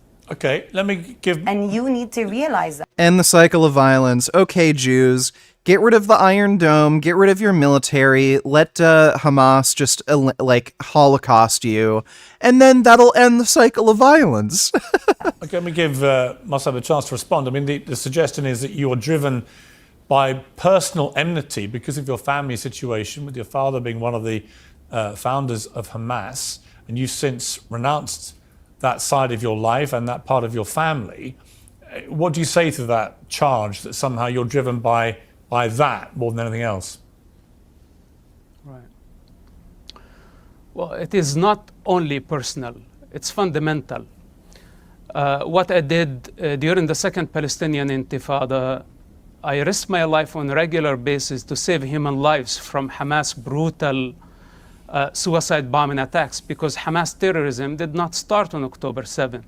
We're talking about waves of suicide bombing attacks that targeted civilians indiscriminately, where Jewish, Christian, Arabs, Muslims were killed during Hamas attacks. So our job was to stop Hamas from blowing up things. Buses, markets, beaches, beach houses, they targeted everywhere. Hamas' strategy of using civilians or targeting civilians is not a new thing. Good evening, VG. I hope that you are doing great tonight. So, my dumb fuck, aunt, I told you about tried to persuade me by sending me this. Let me see.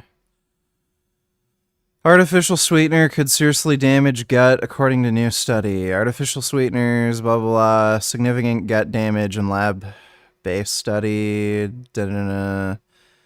Small doses of neotame, a derivative of aspartame, can cause damage to the gut, potentially leading to inflammation, resistance of insulin, blah, blah, blah.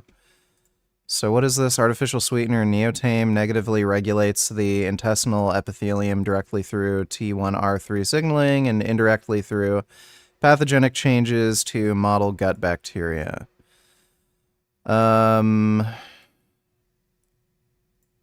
We use a model of intestinal epithelium and microbiota to investigate. So this is just a fucking in vitro experiment.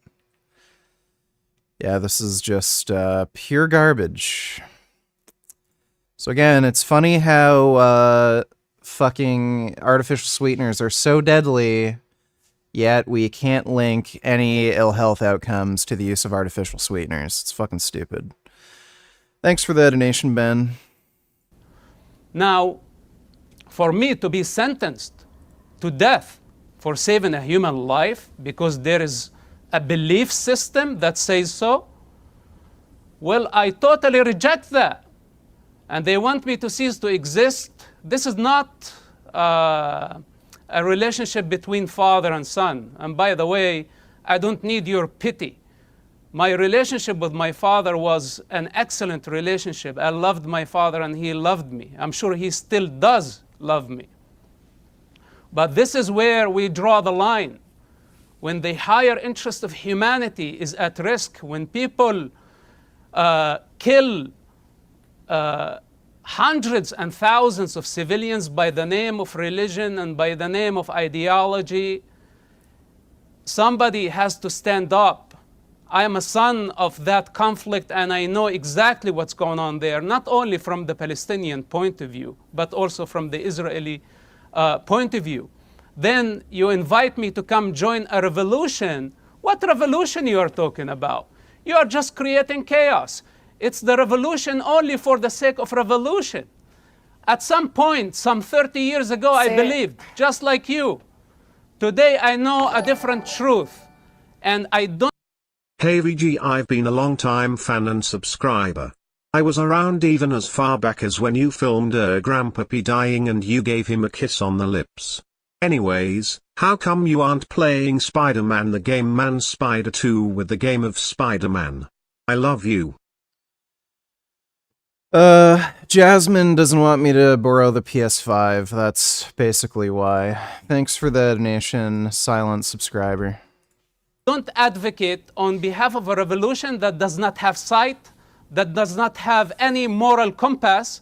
That is a revolution only for the sake of revolution. So before you tell me about your revolution and about your protest, tell me about your objectives. What's your goal? What's your agenda?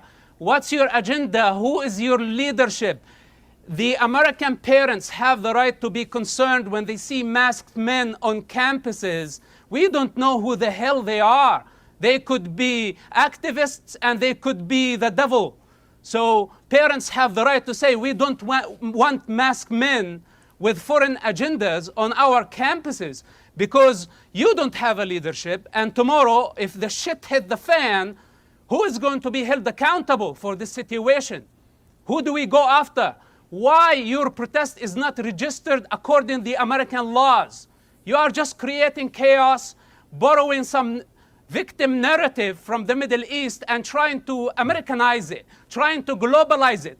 And what we say, as a person who lived the 1987 Intifada, we don't want Intifada in America, we don't want Intifada in the West, and we most certainly don't want a global Intifada.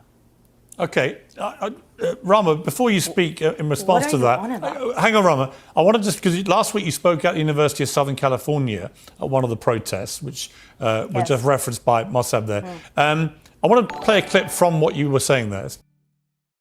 I told her that it was low-quality mechanistic research and I even sent her RCTs showing health benefits from artificial sweeteners and she's still like, I still don't believe in artificial sweeteners. And yet she's the same one I told you that she drinks alcohol.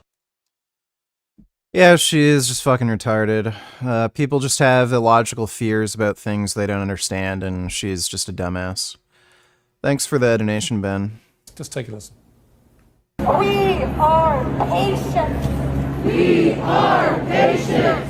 We are resilient. We are resilient. We are proud. We are proud.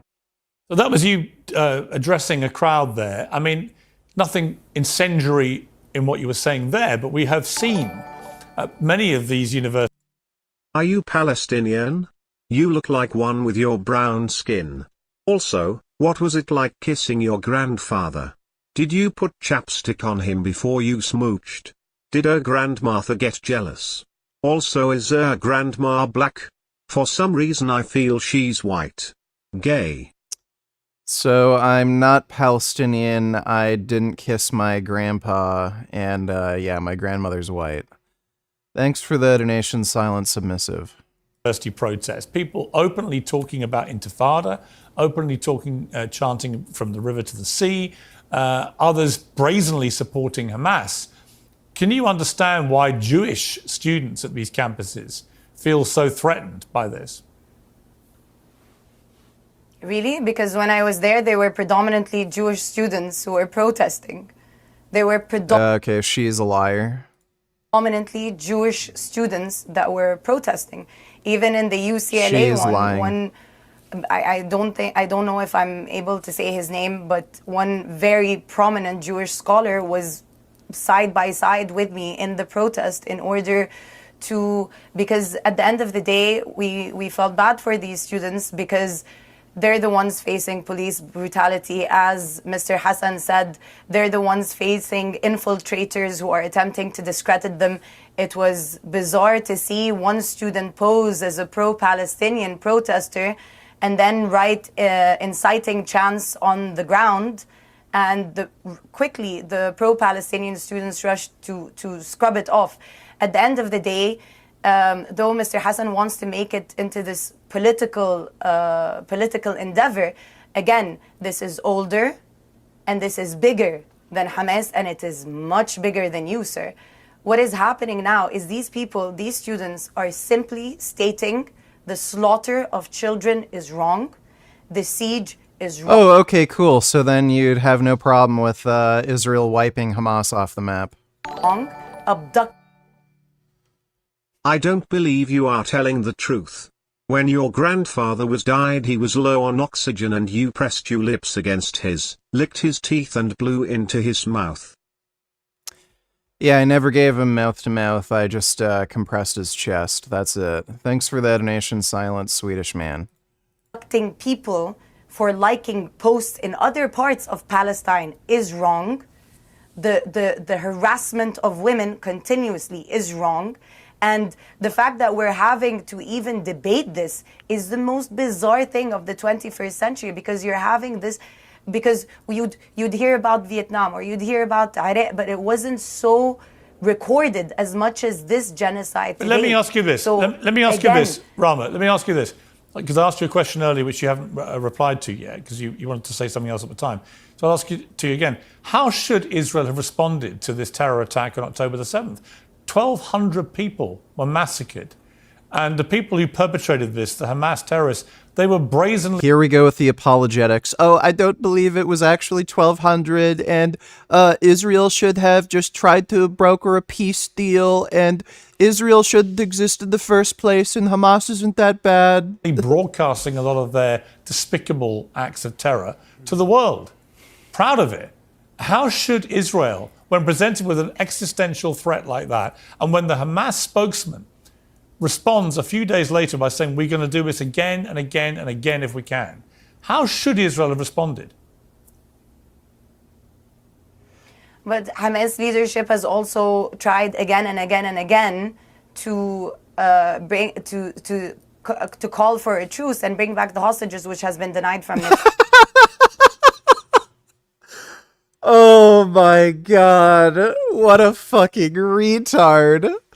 So she didn't even answer the question. Then she says, oh, well, after October 7th, Hamas has tried to negotiate a deal to return hostages. Like, what? Richard, we heard of your inspiring story of you making out with your grandfather. We wanted to invite you to our DILF website where we film videos of young blackies hooking up with grandfathers. There are a lot of granddaddies needing a smooch, you know. Alright, well, thanks for the offer, but I'm not interested. Appreciate the donation, Court of Fowls. Netanyahu. Well, they shouldn't. Well, hang on. I mean, look, on that, they shouldn't. Yeah, but hang on. Regurgitated. I don't think Hamas should be given any credit for keeping hostages. They kidnapped. Dodo donate $2. Let me see. And if you look at, say, the history of Earth, if one is to believe the archaeological record, Earth is about 4.5 billion years old. Civilization, as measured from the first writing, is only about 5,000 years old. We have to give some credit there to the ancient Sumerians, who aren't around anymore, but only about 5,000 years ago. I think that's a good date for when we'd say civilization started. That's 1/1,000,000th of Earth's existence. It's really a flash in the pan. But why did it take so long? For the vast majority of the time, there was no life, and then there was archaic bacteria for a very long time, and then mitochondria get captured, multicellular life, differentiation into plants and animals, life moving from the oceans to land, mammals, higher brain functions. And if Okay. How do you hope the current war in Israel and Gaza comes to an end? What path do you see that can minimize human suffering in the long term in that part of the world? counterintuitive thing here, I think that the thing that I think should be done, even though it is very difficult, is that I would recommend that Israel engage in the most conspicuous acts of kindness possible. Everything. That is the actual thing that would thwart the goal of Hamas. This ultimately fights the broader force of hatred in the region. Yes. An eye for an eye makes everyone blind. What the fuck is he talking about? The billions of dollars Israel has given to Gaza, that's not an act of kindness? Like, what? So really the question is like, for every Hamas member that you kill, how many did you create? Mm-hmm. And if you here we create go. more than you killed, you've not succeeded. That is some stupid shit. The thing that the reason I proposed a some sort of truce or peace a year ago was because I predicted pretty much exactly what would happen, which is a lot of people dying for basically almost no changes in land, and the loss of the flower of Ukrainian and Russian youth, and we should have some sympathy for the Russian boys as well as the Ukrainian boys, because the Russian boys didn't ask to be on the front line; they have to be. So, I don't know why Lex is asking any of these questions to Elon Musk when he's a fucking retard and doesn't know anything. Holocaust survivors, they kidnap babies. They shouldn't have been kidnapping anybody. So they should be giving back the hostages anyway. But my point to you, which again you haven't answered yet, I'm curious what your answer is. How should Israel have responded If you'd allow me to continue such a my- great... Yeah, so she's not going to answer. Every pro-Palestinian will be asked, well, what do you think Israel should do in response to the attack? They won't answer because they support fucking Hamas. Terror If you attack. would both of you stop cutting me off, I will continue. Well, just answer the question. I won't cut you off. I would very much like to continue. Yeah. No, I will answer the question the way I see fit, the way I talk. You are not going to school me as to how to respond, sir. Oh my god, here we go. You don't have to play the sound, but here's my hand. Would appreciate anyone else's emotional checking out my progress videos on Instagram, and if enough people ask YouTube too. The fuck happened here?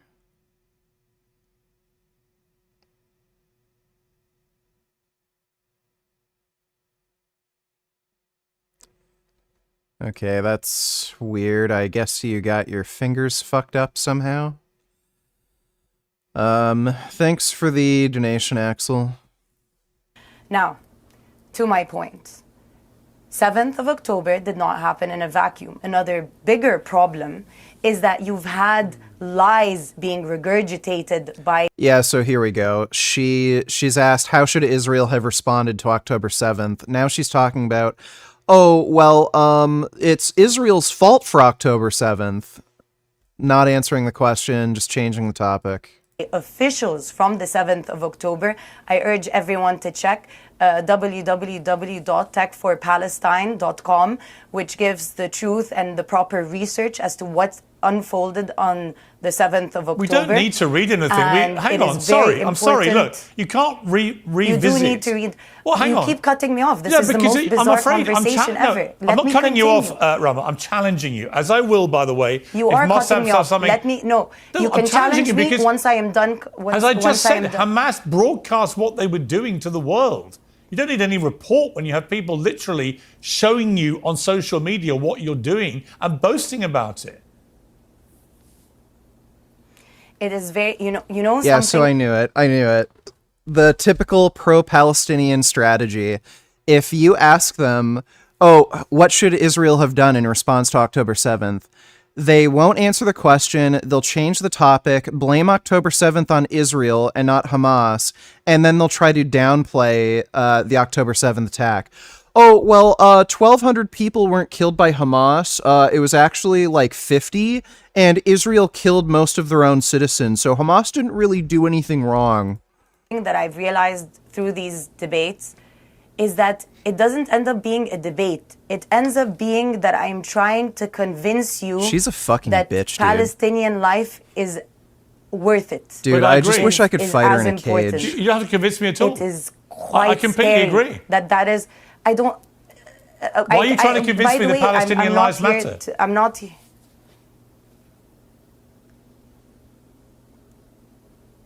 I don't even have a response to this. This is a very low conversation, sir. You said you're trying to convince me that Palestinian lives are worth it. I said, of course they're worth it. I'm not trying to convince you what...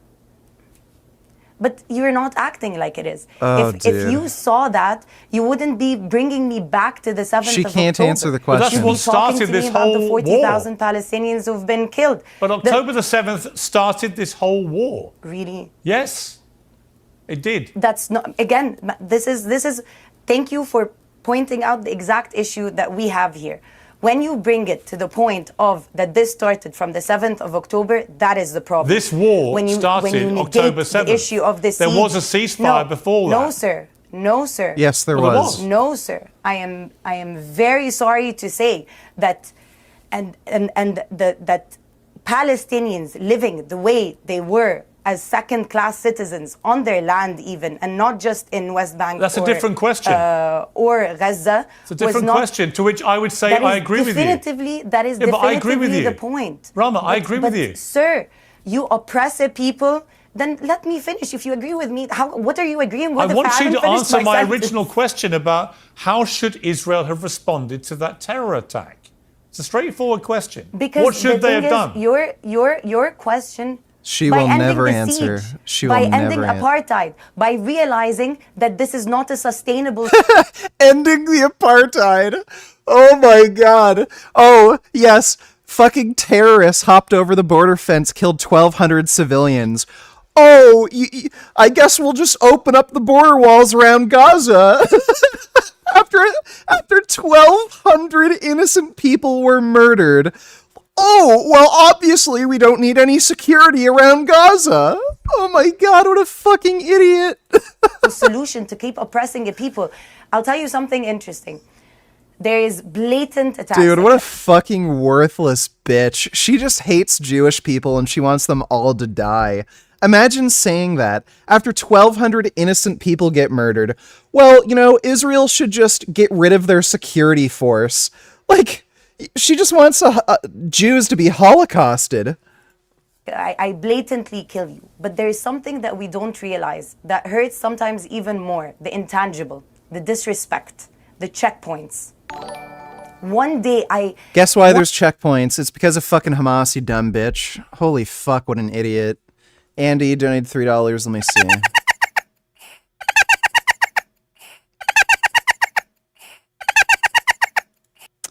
Okay, that is me laughing with my voice pitched higher. Thanks for that donation, Andy.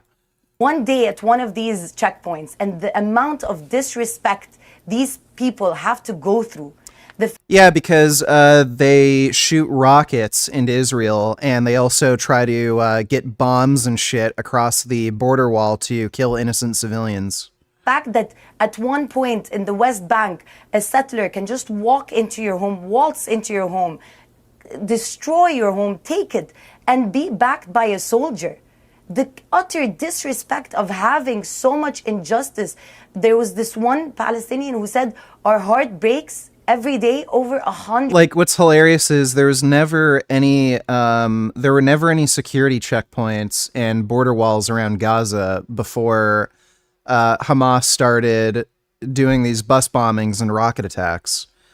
So it's just such a bizarre argument to make. 100 times. What on earth? How is this sustainable? This is the longest siege on any place in history. Okay, let me ask Mossad that very... Of course you're going to have a 7th of October. Of course you're going to have resistance. Yeah, actually, This is fucking insane. I noticed a pattern. It seems to be that people that support freedom for Palestine usually support Putin's invasion of Ukraine. The double standard. I was so shocked seeing Finkelstein walk back on all his arguments for Putin and Russia. Yeah,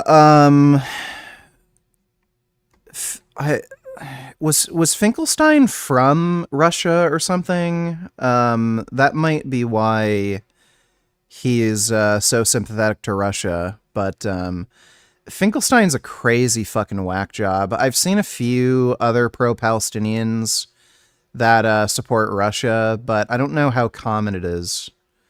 Finkelstein, I know, is a unique case of retardation, but I've seen like only maybe a couple others that are pro-Palestine, but also pro-Russia.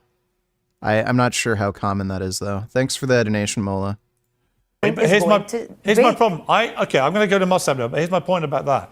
I would say that I agree with you. A lot of the settlements, particularly the expanded settlements in the last few months that we've seen, are completely outrageous and indefensible and should not be happening. I completely agree with you. But when you say that, of course, October 7th is going to happen, no, absolutely not. There is nothing to justify a terror attack on that scale. Let me go to Mossad. You've been waiting patiently here. Hang on. Go to Mossad. Mossad, let me ask you about that issue of the settlements. What is your view about expanding settlements in the way that Israel's been doing? Because it seems to me that they are crossing a line when they do that, which is completely... What do you think of the antinatalist argument that because we can't receive consent from the unborn that it is unethical to procreate?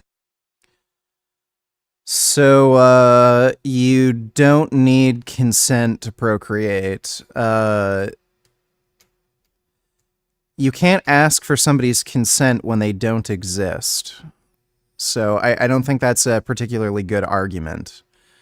Secondly,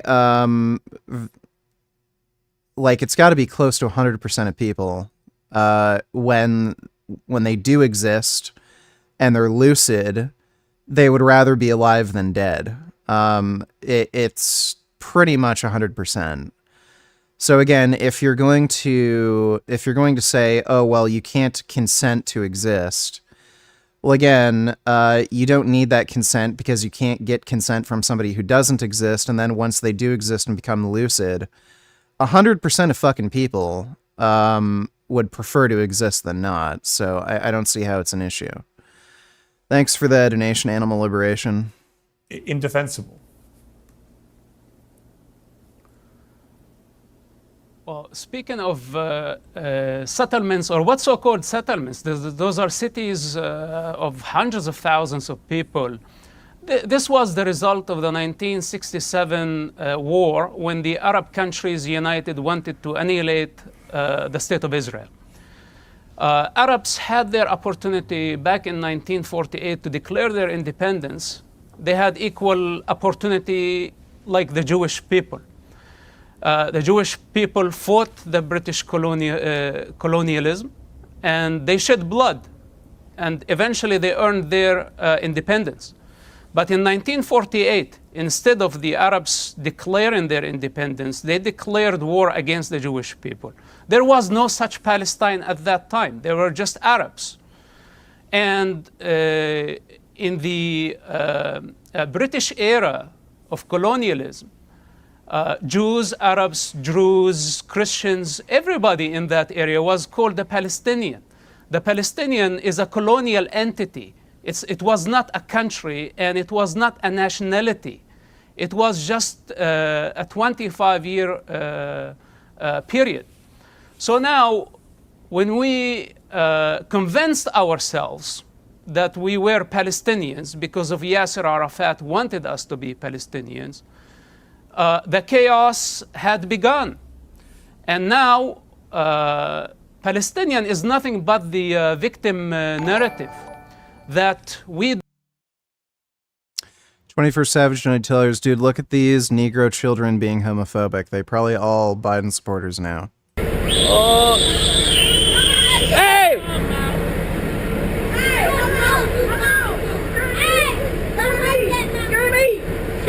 Don't yell at my motherfucking baby. She's not inside this regular ass mall. So you not finna yell at her. The fuck about you looking over there. But you hear what I'm saying to your pussy. Don't motherfucking yell at some bitch. Don't yell at my motherfucking mall. Fuck you. Back it up. Back it up. Do you think it's a good counter to mention Hitler was Jewish to pro-Palestinian Jews? I hate when they use their own identity thinking they can't be anti-Semitic. They don't speak out for other Jews that stay true to Israel.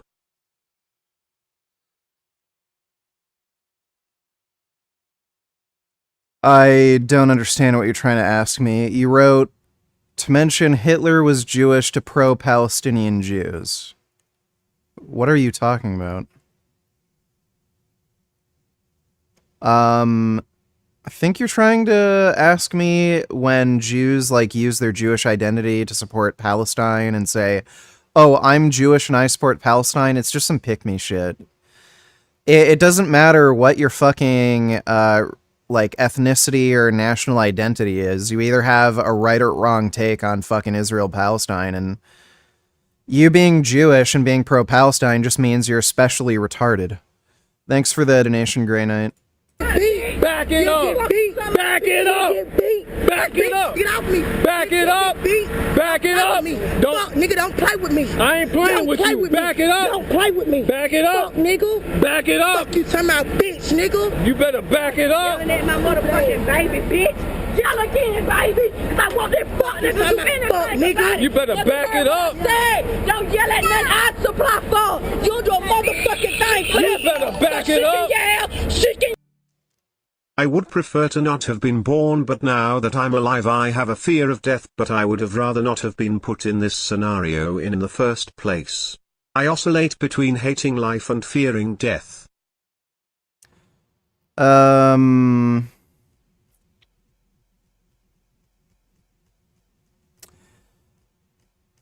that's too bad for you. I don't know why that means your parents violated your rights by just having you, period. Thanks for the donation, Animal Liberation.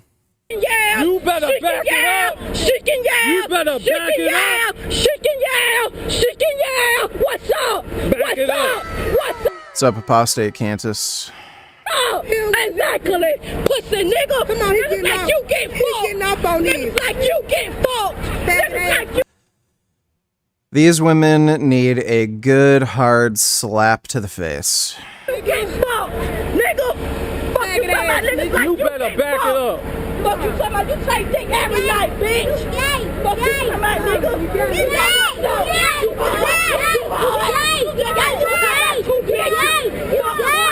You better back it up.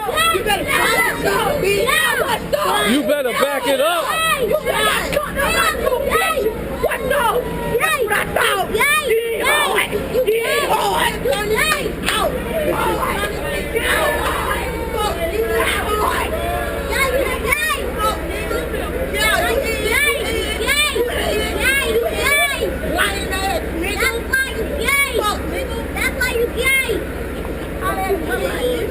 I got you.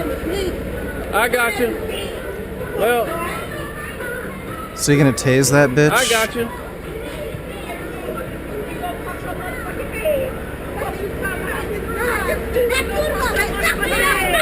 Taser that bitch. I got you. I got you. Stay out. I'm the punk nigga. I'm the bitch nigga. Stay out. I got you. Stay out.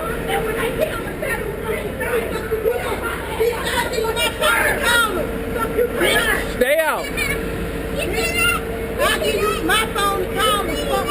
I ain't gonna call nobody. I'm gonna tell you to stay out. Just stay out. I bet I walk back to the okay. Try your luck, honey. Stay out.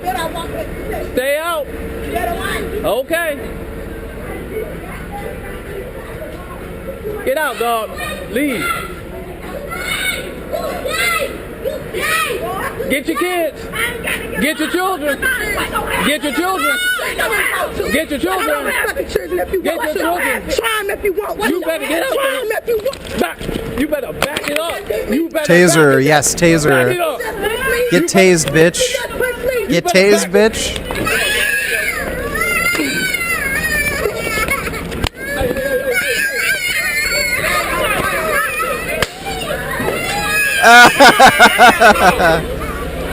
Yes. You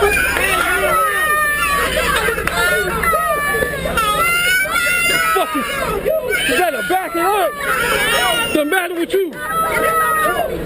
What's the matter with you? Dude, what a dumb bitch. What you doing, man? My them my babies right there. You tripping. For real, my babies right there. For real, why my babies out there? Hold on. Y'all back it up. Go by my babies right there. Don't do it. Why my babies right there? Tase him too. Come on. I'll hit you, dog. I'll hit you. I'll hit you. I'll hit you. I'll hit you. I'll hit you. I'll hit you. I'll hit you. I'll hit you. I'll hit you. I'll hit you. If I don't get you by at 6, my children ain't here. That's all the beats like he said.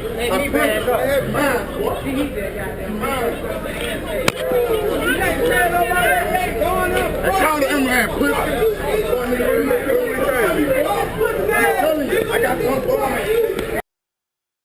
Well, that seems like a really good shopping mall. We don't want to take responsibility for the choices that we have made. 70 years of conflict. And how many opportunities the Palestinians... WTF is going on here? Let me see. Hundreds of birds swarm a house. Then they do something amazing. They fly right into the chimney. It's an invasion. This fireplace is where the birds made entry into the home. They flew in by the hundreds and left a wave of chaos and destruction. Look there, they're lining the windowsill with wings furiously flapping. They also attach themselves to the ceiling. There were birds coming out What the fuck are they doing? everywhere. It was insane. Carrie lives in the home in Torrance, California. She says she called animal control, but was told simply to leave her doors open. But the birds wouldn't budge. And they were just bouncing off your head. Patrick Belleville is Carrie's mom's boyfriend. As soon as I walked in the door, I was looking for Alfred Hitchcock. It really was a lot like Hitchcock's The Birds, where the birds wreak havoc on a California seaside town. They were on the curtains. I just grabbed them 2 at a time, so I had 4. Took them to the door, let them go. It took Patrick 3 entire days to remove more than 1,500 birds by hand, and they left quite a mess. Up here on the very top, there's still bird droppings there that we couldn't reach. Incredibly, the same thing just happened 100 miles north in Montecito, the same town where Oprah, Prince Harry, and Meghan Markle live. Only a steel grate kept 1,000 birds out of the house. Wildlife biologist and host of TV's Ocean Treks, Jeff Corwin. This is the time when birds from around the world roost, and they roost in the homes where they want to begin their families. They're just taking advantage of what they feel is good structure and away from predators. That is super weird. I've never seen anything like that. Thanks for that, Nation Unicorn Jizz. Palestinians or what so-called Palestinians. It's not a real thing. There are Arab children, they have the birthright to be there, and Israel has 2 million of those. So the allegation of... Bill Maher's base take on Hamas supporters. Let me take a look. Sincere passions about Gaza, especially among people from the region, but social justice warriors, for a lot of them it seems like it's more about the warrioring than about whatever the cause is. Are you really speaking truth to power, or do you just think you look cool in a keffiyeh? Which is really just the new Che Guevara t-shirt. Another historical figure you never researched, and so think is a hero, but was actually a sadistic, racist monster fighting for communism, the worst form of government ever. But these are small matters. Small matters when activism merges with narcissism. Less about the cause and more about me. Look at me. Watch me. And if you like the way I'm fighting injustice, remember to like and subscribe.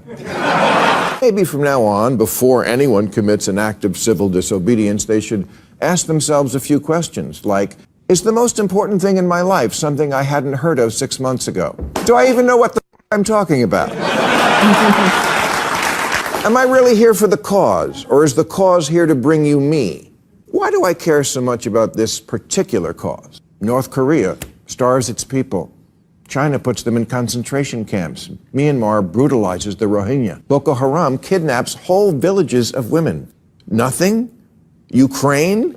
Maybe if these Google employees had the slightest idea what kind of fundamentalist, oppressive they're supporting, Hamas, the Houthis, Hezbollah, the Iranian Revolutionary Guard, they might take it a little easier on the world's greatest monster, Genocide Joe.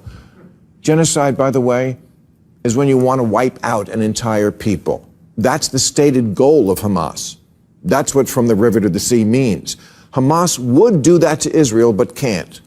Israel could do that to them, but doesn't. Yeah, Bill Maher has a base take there.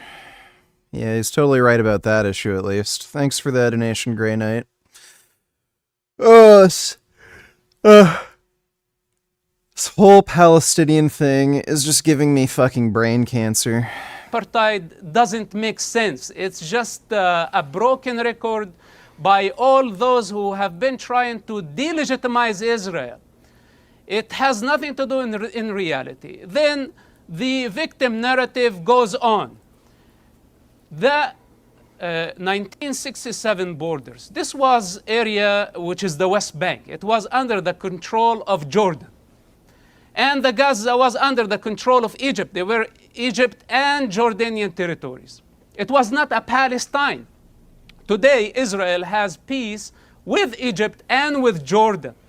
So when the Arabs launched a war and they lost the war in 1967, Israel captured some territory. This is the consequences of war. This is and the Arabs don't want to accept the consequences of defeat. Instead of saying we were defeated and Israel won, now they played the victim card. They have been playing the.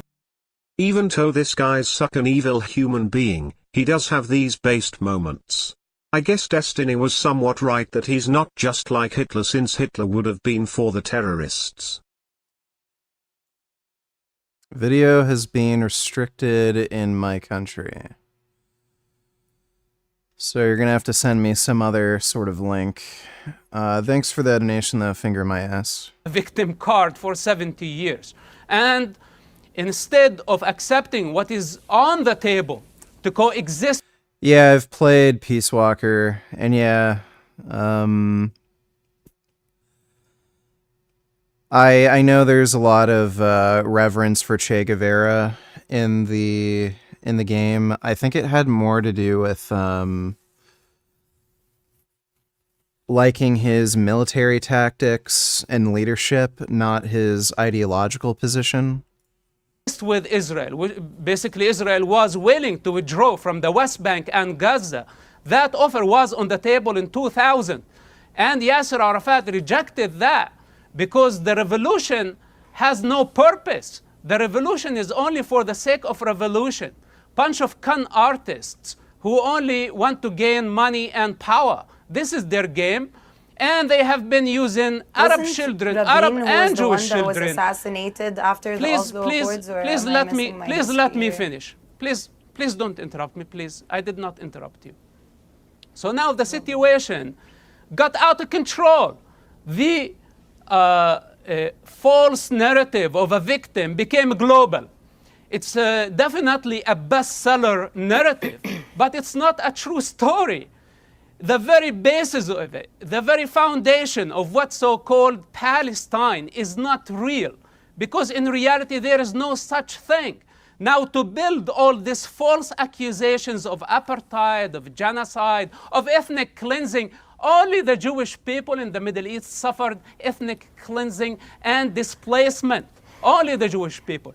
The Arabs did not suffer the same consequences of the 1967 war, because Israel did not force them to leave the territory after the war, while Egypt, your country, gave the Jewish people a 24-hour notice to depart Egypt. But the Jewish people did not do the same towards the Arabs. And this is how we have 2 million Arabs in Israel. So all the accusations, they're just baseless. And this is how they have been spreading lies to delegitimize Israel without telling us even what Palestine is. What does it stand for? Is it a nation? What do they want to achieve? This revolution and this global chaos, what's their ultimate goal? I would like to know. And most importantly, who is their leadership? Is it the Palestinian Authority? Is it Hamas? Is it the Islamic Jihad? Is it this new generation of pro-Palestine that they are irrelevant to the suffering of the Arab and Jewish children of the region. Let me go to Rama for your response. I mean, what is the answer to that question? Who is in charge of the Palestinians? Who should be in charge going forward? Do you see any role for Hamas at the end of this war? It's not up to me. As Mr. Hassan clearly stated, I am Egyptian. This movement is for the people of Palestine. And it is very dangerous what you said, Mr. Hassan, because this maybe is what even started this whole thing, when you had a group of immigrants coming in and stating this is a people without a land for a land without a people. There was always a people. They were the people of Palestine. And especially when we talk about history, you have to also note what was happening in the rest of the world, that this was a point where most countries were colonized, and there was this whole movement to decolonize, then there was nationalism. You can't just give this brief history lesson without talking about it in length. And if you want to do so, we can by all means do so. This whole narrative that they try to say, like, you know, oh, there's this long, like, ancient history that explains everything, and it means, like, Palestinians are in the, this whole narrative that, you know, stretches back 1,000 years, like, it means Palestinians are in the right, and, like, Israel doesn't have a right to exist. Like, it is such a retarded fucking way at looking at history and at the, you know, current state of issues. Like, you could paint this narrative for any current racial or ethnic issue, like Native Americans, like whether or not they should get their land back. Like, oh, well, yeah, the Europeans were settlers in a land that they didn't control. So, like, does that mean like Native Americans should start terrorist groups and start bombing fucking, like, innocent people because their land was taken from them, like, hundreds of years ago? Like, it doesn't really make any fucking sense. If you look at it from any other context, no one would say, oh yeah, like 300-400 years ago, Native American land was taken, so it's okay for Indian people to fucking, you know, bomb white people. No one would think that way. It's only the Palestinians who will say something stupid like, oh, well, 200 years ago, the Arabs moved in that area and they were living there for a few hundred years, and then like, no one thinks that way. Dodo donated $2. Ron DeSantis is worse than Trump. IV bag filled with Diet Coke. Yep, during one of his rallies today, Trump recognized a vegan restaurant owner in the crowd. Let's see how that went. We're honored to be joined today by Shanna Gray, who owns a vegan restaurant, supposed to be really good. I'm not into the vegan stuff, I must say, but I'm going to have to try this. When we come here in a short period of time into Milwaukee, we're going to come and try that vegan food. I don't know if I'm going to like it. Vegan. My favorite president was Ronald Reagan. He's the best. You know what they say, Viva Las Vegas. And some more political news tonight in D.C. President Biden attended. Well, at least one of his meals is not going to have a victim. Thanks for the donation, Dodo. Wait, was there more to this that I was supposed to watch? You know what they say, Viva Las... To Disney World and ride the Georgia... We got Delaware. It's all... Any other... Attended a campaign reception at the Mayflower Hotel.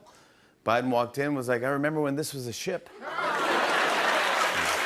Thank you very much. Where? I'm just going to say it. Mr. President, if you don't have Delaware locked up by any other... Yeah, I don't know if there's anything else I was supposed to watch there. Thanks for the donation, Dodo. So, but I don't think we have the time. And so the most important thing to note here, just as I clearly stated, when we were at the protest yesterday, it's predominantly it was predominantly Palestinian Christians, because you have IDF soldiers having the one church that is left in Gaza is under siege, where a mother went out because she needed the bathroom. They shot her, and then they shot her daughter who came to help her. This is what you are dealing with. Sir, what peace are you talking about for a person to be able to look at a child that is starving, that is running towards aid, and shooting them? If you're not going to stand up now. By the way, the Hamas plants bombs on children, so there might be a reason why the IDF is willing to shoot children that are running towards them. When you see such war crimes happening daily on your phones and not say that something is very wrong right here, what are you expecting the world to look like after this? What are you expecting with the polarization, with the hatred that is then going to ensue? People are so hurt. There's the videos that we are having to watch daily now of families trapped under rubble. In what world is it normal for a mother to go get aid and come back to find that her house has been flattened, that her family has been... You know, like, notice the stupid double standards here. When Hamas murders innocent people, including women and children, she's willing to give an explanation for this that hand waves that away. Oh, well, it's actually Israel's fault that happened because they're an apartheid state and they took away Palestinian land, so how do you expect them to act? Obviously, they're going to murder innocent women and children, but then when Israel has to, do something in response to a horrible terror attack like that, oh, how can this be acceptable? Innocent women and children are being killed. But she won't use the explanation that, she won't, accept the explanation, well, they were just under a terror attack. Here's the OG clip of Trump and a vegan restaurant owner in Wisconsin during his campaign rally. Also, that clip I tried sending you earlier came from the same We rally with regards to pro-Hamas encampments. We're honored to be joined today by Shanna Gray. I think Dodo already sent this to me. Who owns a vegan restaurant, supposed to be really good. I'm not into the vegan stuff, I must say, but I'm going to have to try this.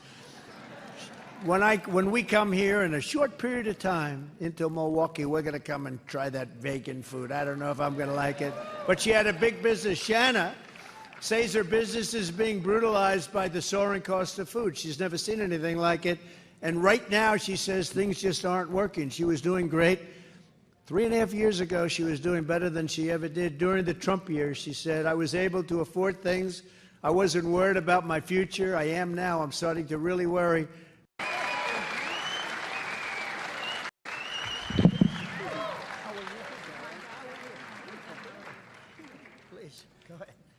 A black woman who runs a vegan restaurant getting an endorsement from Trump. That is so weird.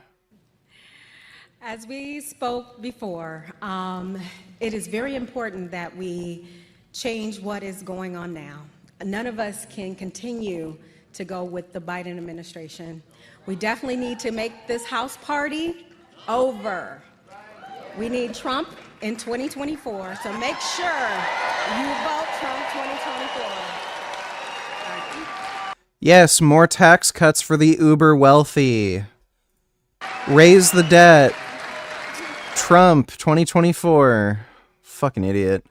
Thanks for the donation, finger my ass. Andy donated $2. Let me see. Dodo donate $2. Dodo donate $2. Okay, thank you for that, Andy. Appreciate the donation. Slaughtered. These are thousands. How is it that in mere 5 months we're talking about a 40,000 casualty? These are not numbers. These are people with stories. What are how are you justifying what you are justifying when a son finds out that his father has been killed so easily? What do you have to say to this person? What do you have to say to this child in the West Bank? Let me ask him what he has to say. Mossab, your response to that? Look, very important to understand the origin of suffering. And the cycle of violence is a very long, vicious cycle of violence. And I think The root cause of this is the false narrative and the victim narrative. Instead of taking responsibility, we blame everybody. The suffering of the Gazans, do you think you are the only ones who see the suffering of the Gazans? You are not the only one. And the West But Bank in and war, other people in suffer. Palestine. Please, sir. I am from the West Bank. This is my birthplace, and I know what's going on Then there, and I know think you all the ought to con discuss that artists as who well. have been hijacking generation after generation. They don't care for the children. They don't care for humanity. Their game is for power and money. This is what they do. So now the situation in Gaza, we call it a human shield situation. A society that has been hijacked by Islamists who don't value life, their purpose in the other life, not in this life. Hence, they want to destroy Israel and they want to destroy all other civilizations. And this is why we don't accept this. Then it doesn't matter what happened before October 7. October 7 cannot be justified as resistance. What happened was barbaric. What happened was savagery. What happened was beyond any imagination. This is what ethnic cleansing and genocide really means. When you kill Can I ask one question? communities, Can I wipe just, them I'm so out sorry, because I of don't their want to interrupt. religion, because of their But can I ask religion one and question? ethnic background. What's happening in Gaza not because of the ethnic and religious background of Gazans. What's happening now in Gaza because it's their governing authority choose to make a stupid stunt and wiping out 20 peaceful Jewish communities that they had nothing to do, including kidnapping babies and elders and women. And what is this? We are in the 21st century and we have to stop these savages before they become an empire. It's our responsibility to fight. And the foot soldiers in Gaza, let me tell you something. Those soldiers, they have families. They are humans. They are my friends. They are sacred warriors who are fighting on behalf of civilization to stop savages from taking over. Your sacred warriors. So don't tell me about the suffering. The Sir, suffering of Gazans is the outcome of Hamas taking human shields. This is the outcome. This is Hamas What crime. about the suffering of Palestinians in the West Bank and other is not committing areas? a crime against humanity. Okay, I think, Israel look, is fighting in Gaza, Rama, following all hang on, war Mossad. protocols. I'm so sorry, hang on. just say Israel, one thing? listen. Let me this just is say very something. Important. This is very important. Israel is following Fine, war let him protocol finish. in Gaza. Hamas broke every protocol, moral, universal protocol in this war. Well, it may be, of course, that it turns out Israel has been committing some war crimes in Gaza. We will see. But let me ask you, Rama, you wanted to ask a question directly of Mossad. What was that? Yes. I think I forgot, but I want to just say one thing regarding what you said, sir, about the foot soldiers. Your honorable foot soldiers have been filming themselves boasting their war crimes in dinosaur suits, I believe, as well as donning Palestinian female. Oh, here we go. They don't know what a war crime is. According to them, a war crime is Israel literally just doing anything. So, yeah. War crime doesn't mean anything, according to them. Female lingerie of dead and displaced Palestinian women. I would assume that would enrage you as a Palestinian. They've also been recording their war crimes that have been used then, that have been taken and used in criminal courts. And if anything, Cool story. have just I showcased love hearing cool the stories. audacity and the confidence that they have when they conduct their war crimes. You So what is your question? Also stated you were. I honestly forgot the rant put me off. So Okay. Well, let me end by. Oh yes, I do. I remembered. I'm sorry. Okay. I remembered. Sir, you say that you use very big terms. How would you then describe the slaughter of 40,000 people and away from Gaza? By the way, the estimate is somewhere between 35 to 40,000 total casualties, and a third of those are Hamas. So, like when you get out, when you use this 35 or 40,000 figure, you're talking about somewhere in the neighborhood of like 20, 25, 30,000 civilians, not 40,000 civilians. I want you to explain to me, how is it that you find it normal and what you expect of a child that is taken and kidnapped from his home, from his family, from the West Bank? Okay. Is it normal that you... Goofing around war crime, dropping litter on floor war crime, leaving dog poo on the floor war crime, retard alert, that dumb butch? Yeah, like they think literally anything is a war crime as long as Israel's doing it, so they're just fucking idiots. Thanks for the donation, Booty Cum. You have children being charged with under military law. Is this something you believe is sustainable? Okay, let me give the final answer to... Yes, if children commit acts of terrorism, they should be held responsible for their acts of terrorism. Mossad. What Well, a are fucking you talking idiot. about baby Kfir, whose first birthday was in Hamas captivity? Is this the child you are talking about? Because Israel does not kidnap children. I'm talking about And thousands this of is not a children, sir. governmental No, policy. they do, sir. Even there is no such thing as thousands of children. The entire Palestinian prisoners, they There's are no not such thing even as a in the child, it thousands seems, to in say your that. eye. Mostly children.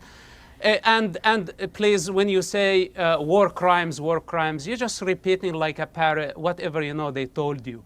There is no war crime. Israel is following the war protocol in Gaza, and I will never take the cover of those soldiers who are risking their Sir, lives if anything, on a regular basis. you are the one that has been repeating yourself as a parrot. Look, I have Israel, silently listened to your rant of a narrative that is being abducted, and yet Israel you keep could pinpointing on Gaza. If you want to help me, you are going to discuss what is happening in the West Bank. Instead, they sent... What about the hospitals that are being bombed? What about the universities?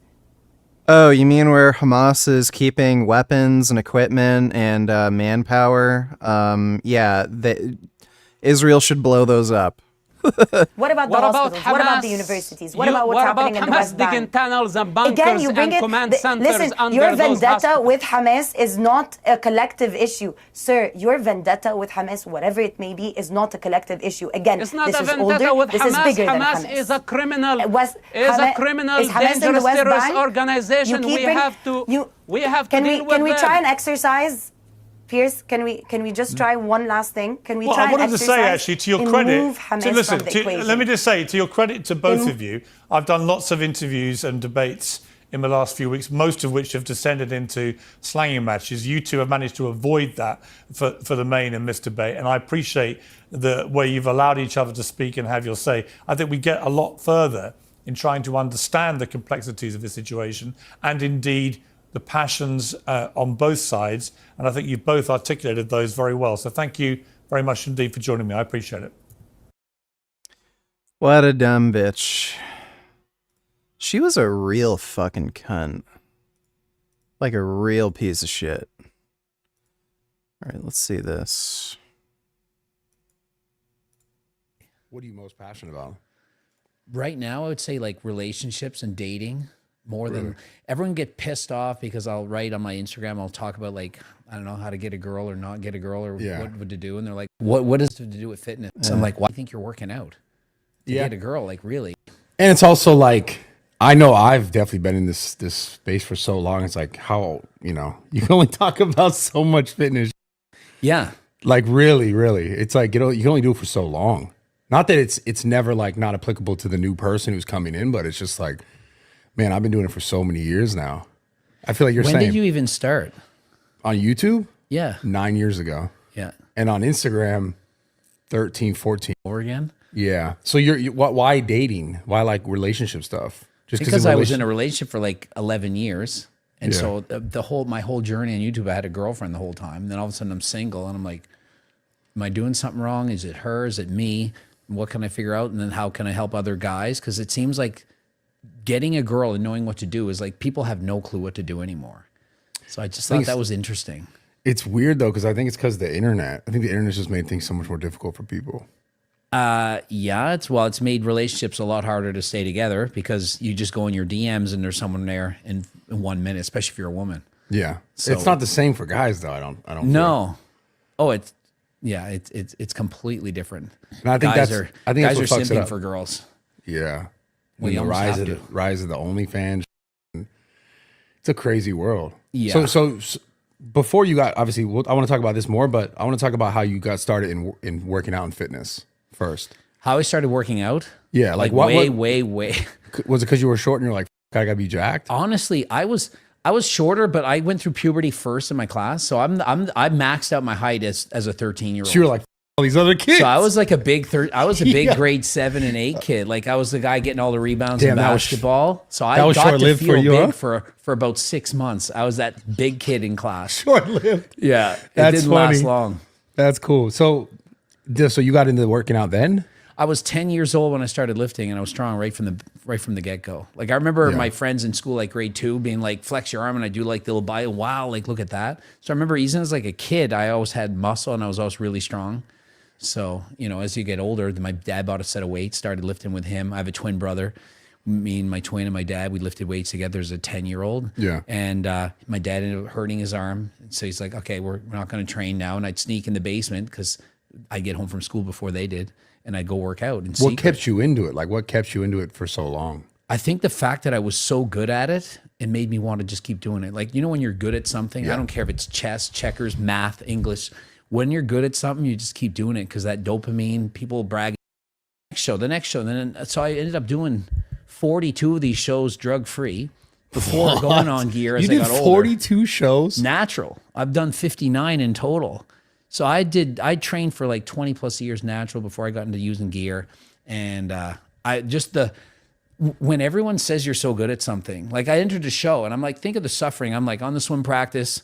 I go to swim practice in the morning, fly out to the nationals that day and compete at the national bodybuilding championships from having swum at swim practice. I don't know how you I was held on. just I don't know how crazy. you held on to so much muscle while doing so much cardio. Well, I didn't have a lot of muscle. Like I was winning shows at But you had enough to win. 150. My first national championship, I weighed 149 and won.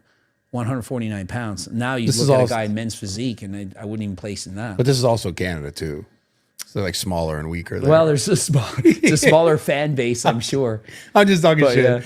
So when you found gear, how did that change? Does everything change? Well, this is what was fascinating for me. Like I was like so against using steroids my whole life. I was like, I'm not going to do this. I'm not doing drugs. I'm not doing anything. Yeah. And then I was improving though. So I was like, why do I need it? Why would you need steroids when you're winning every show? Did we already watch Frank's retarded boring gay video? How was it? Also, please react to this. Is Vince correct on getting strong and muscular? We already reacted to Frank, and it was fucking stupid. Basically, he had a flat tire. He was tired and feeling sad and sick, and then he went home and ate noodles and went to bed. I don't know why he bothered uploading that video. And let me see. Does it take a lot of patience for getting stronger and muscular? No, it requires no patience whatsoever, PS5. It only requires consistency. Can you draw Bradley Martin giving grandpappy a blowjob while he had a mustache and then you lying below them as the cum drops on your face? Then Jason Blaha is filming jerking it. Okay, I can draw that for you. Thanks for the donation, Pinky. Exercising on a regular basis and eating on a regular basis. In order to get big, you gotta eat big.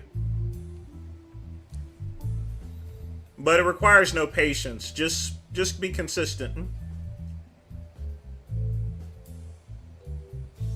Don't expect anything to happen overnight. I would disagree. It definitely takes patience. Like, it takes years and years to get to a certain size, so it takes patience. All right, let me see. Bradley Martin giving my grandfather a blowjob.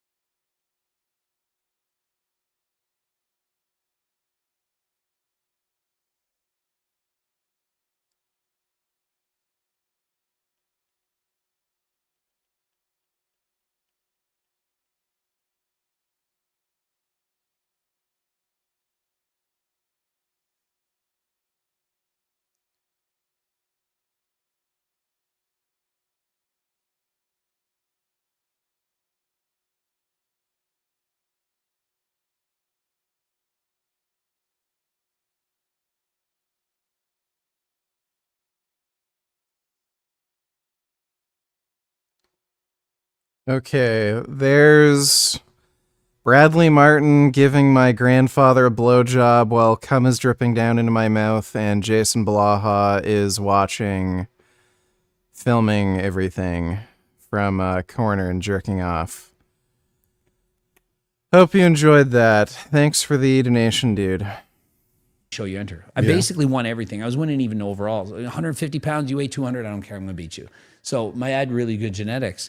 But eventually your gains start tapering off. So once I got to around 30-ish, I wasn't really gaining any more size, and I wanted to get a pro card. And so then I got on gear, and I put on 15 pounds that year and started competing. So Greg is lying. Greg was doing powerlifting and bodybuilding at the same time. And what happened was Greg was taking a lot of gray area supplements, and I think he specifically took supplements knowing what was in them.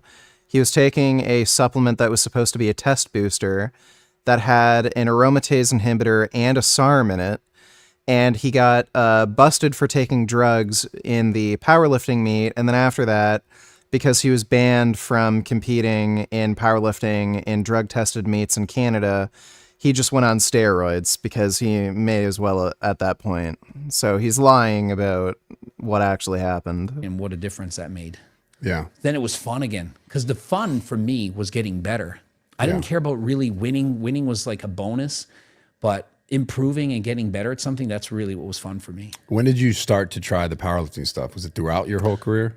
I was super strong as a kid. Like when I was 13, Wayne, I was like 120 something pounds. I was benching over 2 plates. And so I was this strong little kid, and then there was a local powerlifting contest at a bar, and I just entered as a 16-year-old, and I was winning against the men, but it wasn't official or sanctioned. And I'm like, what's the world record for the bench press? And they're like, oh, it's like whatever it was, 3 something. I'm like, I can do that. And they're like, what are you talking about? And I'm like, well, watch this. So I'm entering my first contest, and I'm breaking the world record for juniors. So I just was good at it. It was fun. So I was powerlifting officially at 22, but I was entering unsanctioned, gym bench press events, and I was really good at bench press. What led you to the internet? Oh, when did they discover that? My parents got a computer at the house, but they were like, type in, do you know what raw bench press is versus equipped? Of course. So they look up raw bench, and I'm like, what's raw bench? And they're like, are you lifting with a shirt or not? And I'm like, just trying to brag and show off. And how'd you decide to go towards like the sort of commentary content? Well, I think around 2011 or so, I did that for whatever years. And in 2011, I'm like, I need to coach more people, because I was quite a good coach in the area, probably the #1 coach in my little Halifax But how are you good town. at coaching? It sounds like you were just naturally good. You were be naturally good. Well, I had a lot of good genetics, but obviously I had my master's. I studied in school, so I was quite good with that. But I was a bodybuilder, a natural bodybuilder in coaching, which is kind of funny, because as soon as I got on gear, my coaching business tripled. Because it was like, wow, you're good. I'm like, well, I knew the same stuff. I just wasn't as big because I was turned natural. Yeah. So once I got on gear, and they're like, holy shit, then everyone started to hire me. But they weren't hiring me to learn how to eat. They want to know how to use gear. Yeah. So that's the bodybuilding world. When you're coaching, they're hiring you not for really how many reps do you do on the bench press. It's like, what do you take? Because once I got into that, people were like, okay, you're actually really quite good. Why do you think so many people choose to lie about that? Can you again draw Bradley Martin giving her grandmommy a eat out while she had a mustache, and then Jason Blaha below them as the cum drops on your face? Then VG is filming jerking it. Okay, I don't know if that made any sense, but I'll try my best.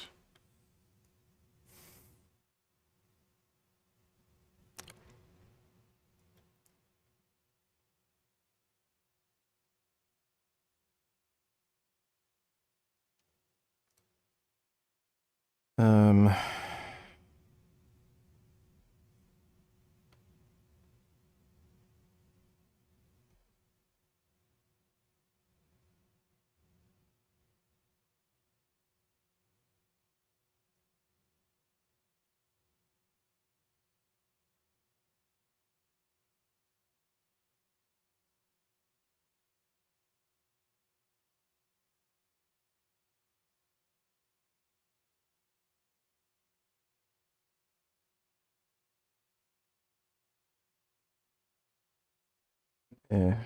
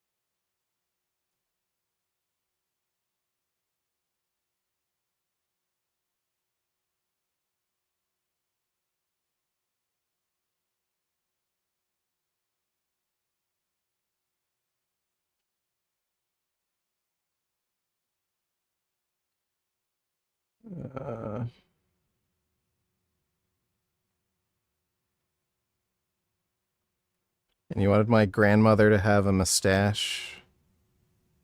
Okay. There.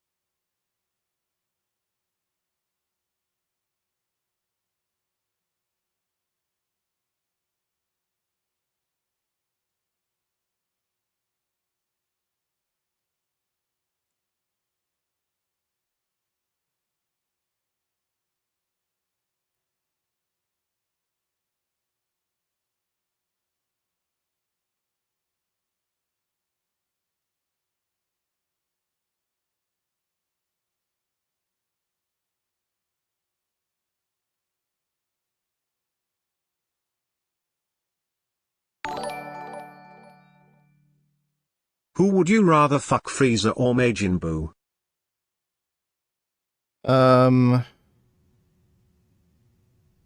Think I'd rather fuck Frieza because he looks less weird and more like a gay femboy or something. Thanks for the donation, Carlos. Bradley Martin eating at my grandma, and then Jason Blaha below them as the cum drops on your face. Well, there's like Bradley Martin's cum? I guess I gotta have him. Can do that, I guess.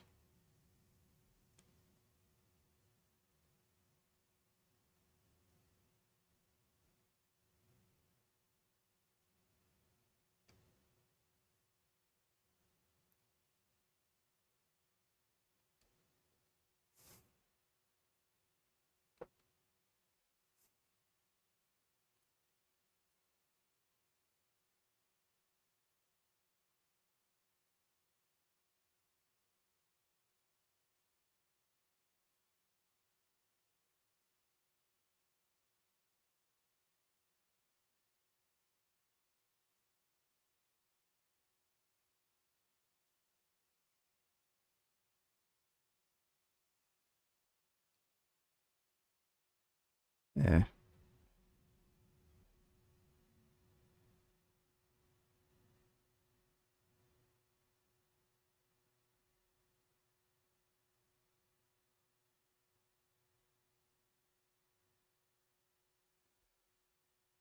And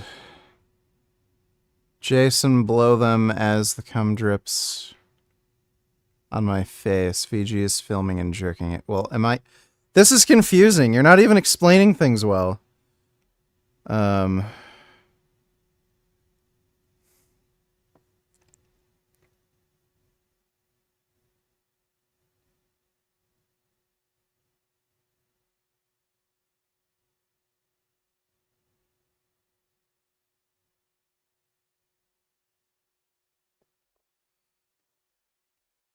Eh.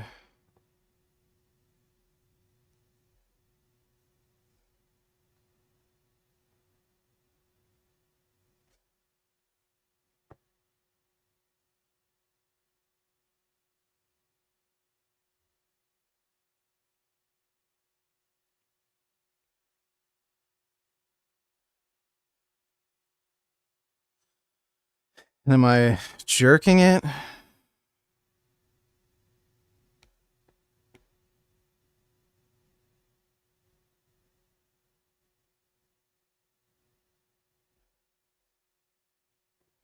Okay, there's me jerking it, and I guess Jason Blaha is just there watching or something.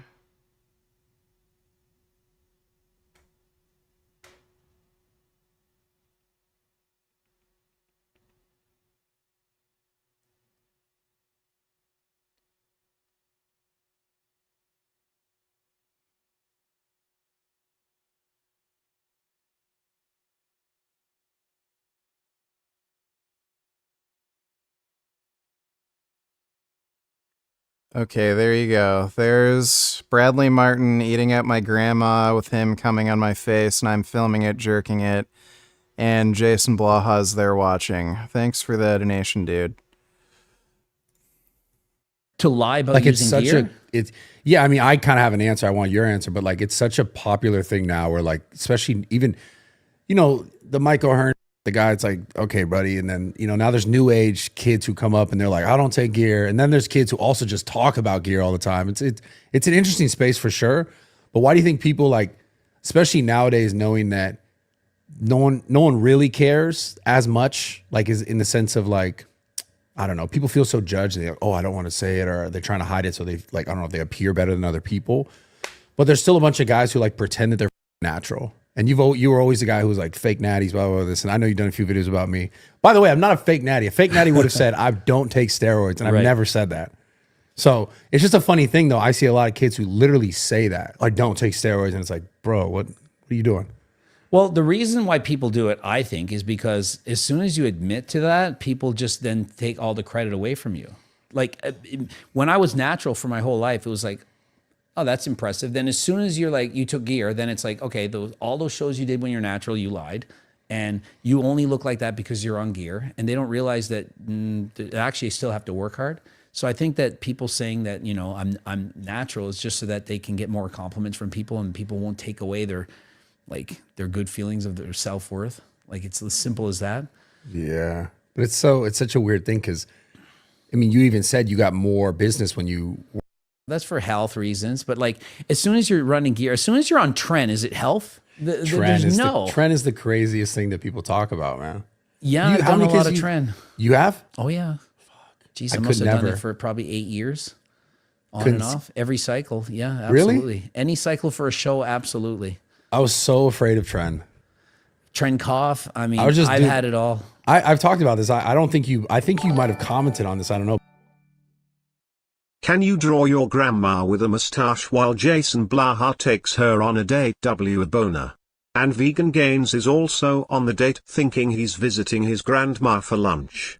And then Rich Piana is filming jerking it. Sure, I suppose I can try doing that for you. Thanks for the donation, Oinky.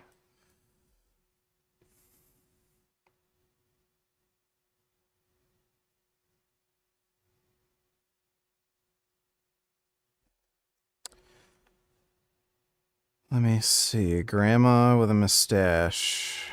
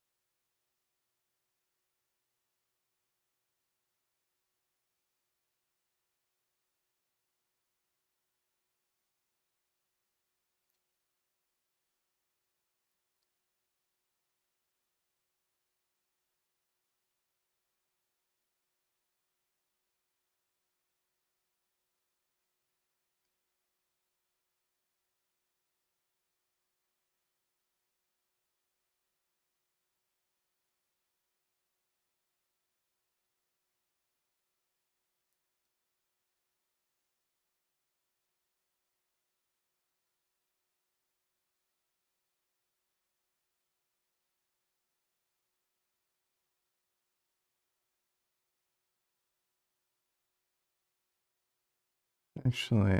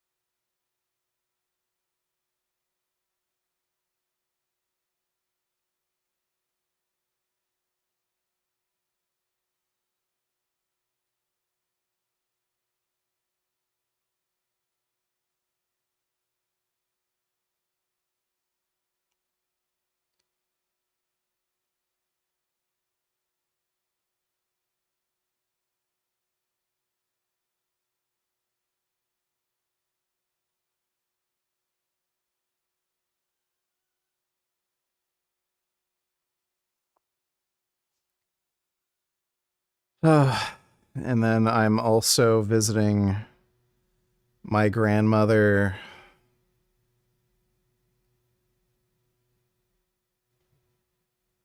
Eh.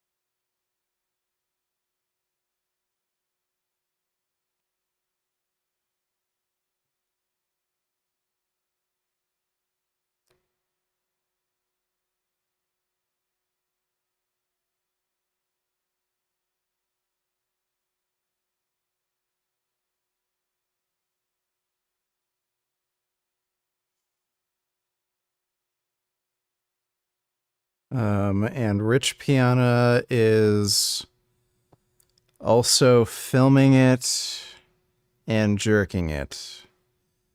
I'll try my best with that one.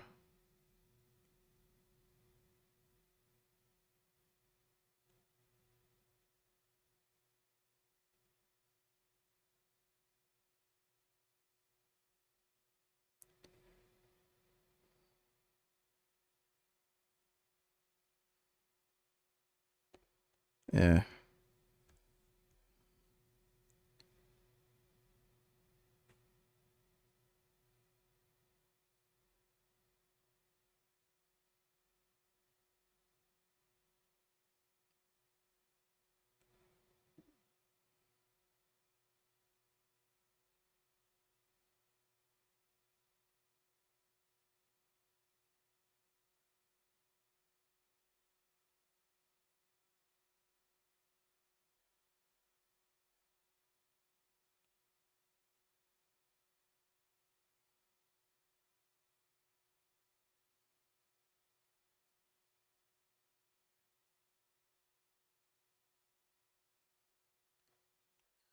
I'm gonna have to move the arm.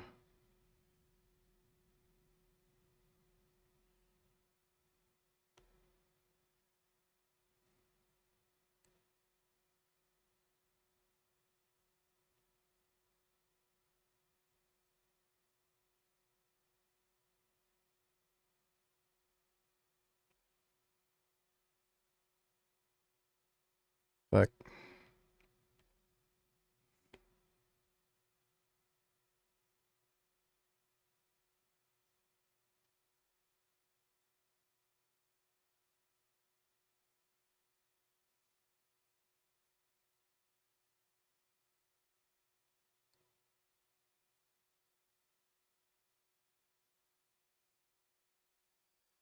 Okay, there you go. There's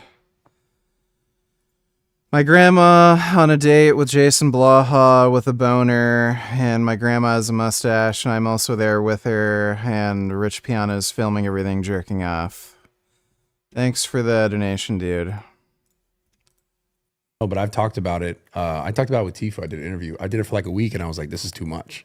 I was never a trend guy. Was it trend Yeah, I still rollerblade.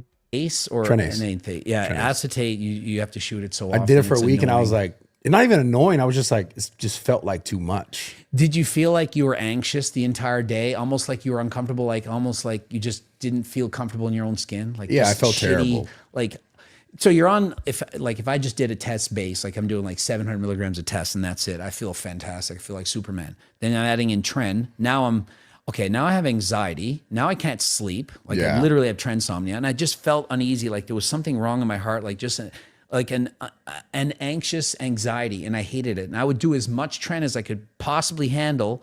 And then I would lower the dose. So I got up to 700 milligrams of tren a week. I was like, okay, one weekend, I'm like, this is not happening. That's like a lot. I would just, no. So I lowered it to 500. I'm like, I think I can do this. Hello Roshad, how is my favorite big black monkey streamer doing this fine Jewish evening? I'm doing sort of okay. I'm very tired, but, you know, what can you do? Thanks for that donation, Street Vegan. I'm like praying to, okay, 6 more weeks till this cycle's over and then I can stop. Like normally you do a cycle, you feel good. I'm like, oh yeah, this is great. Like I'm on gear, I have strength. With tren and like really high doses, because I just basically pushed as much as I could because I'm trying to turn pro. I'm trying to be the best I can be. And it felt like You garbage. never were afraid. Not prone to getting that. Yeah. So what's your beef with the Trend Twins? Man, I don't have real actual beef with anyone. Like really? Like I don't care. Like okay, so the Trend Twins are these guys. They remind me of me when I'm their age, like except for the fact they're on gear, but I'm like, I was not like, but they're powerlifters and bodybuilders and they're exceptionally strong. Yep. And they could be extremely good powerlifters and I think world record holders in powerlifting. So I'm coaching them, you know, for free. I'm coaching them and I'm preparing them for a show. You and were I'm their like, coach? I was their coach Okay. for whatever months. And I'm like getting the updates every week. And I'm like, you guys are not lean enough. Well, we want our pro cards by this year. And I'm like, I don't think you understand how hard it is to diet to like 5% body fat. Like, I don't think you can get that lean. I'm like, here's a picture of me. I'm a 48-year-old man on HRT. This is how you should look 8 weeks out. Well, oh my God, you're so lean. I'm like, you're gonna have to be way leaner than this. So they weren't really keeping up and they were, wanting cheats and stuff. And so ended up, they didn't do the show. They backed out. They ended up getting a different coach or getting gear from someone, and it wasn't. That's why you're me. mad. That's why you're mad. Well, one of the videos made it look like I was the one selling them gear that was bad because they weren't getting real stuff, right? And they're not getting really good progress. I'm like, how is your testosterone levels lower than mine? Like this doesn't make sense, And obviously, I'm not going to talk about what they've done or didn't take, but they weren't going to become successful and I couldn't help them. And I tried my best.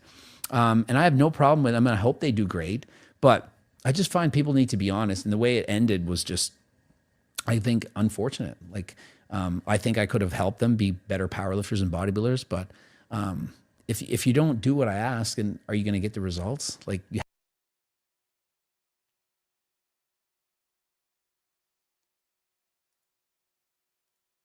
an amazing diet. Yeah. If I tried, I What do you won't think like is it. the best overall sort of diet? The one that you can sustain, eat it, the one that you enjoy, that you can keep in a calorie deficit that gets you to where you have to be. Well, I don't care if it's full of sugar. I don't care if it's full of carbs. I don't care if it's full of fat. But you don't think that sugar is overall bad for your health? No.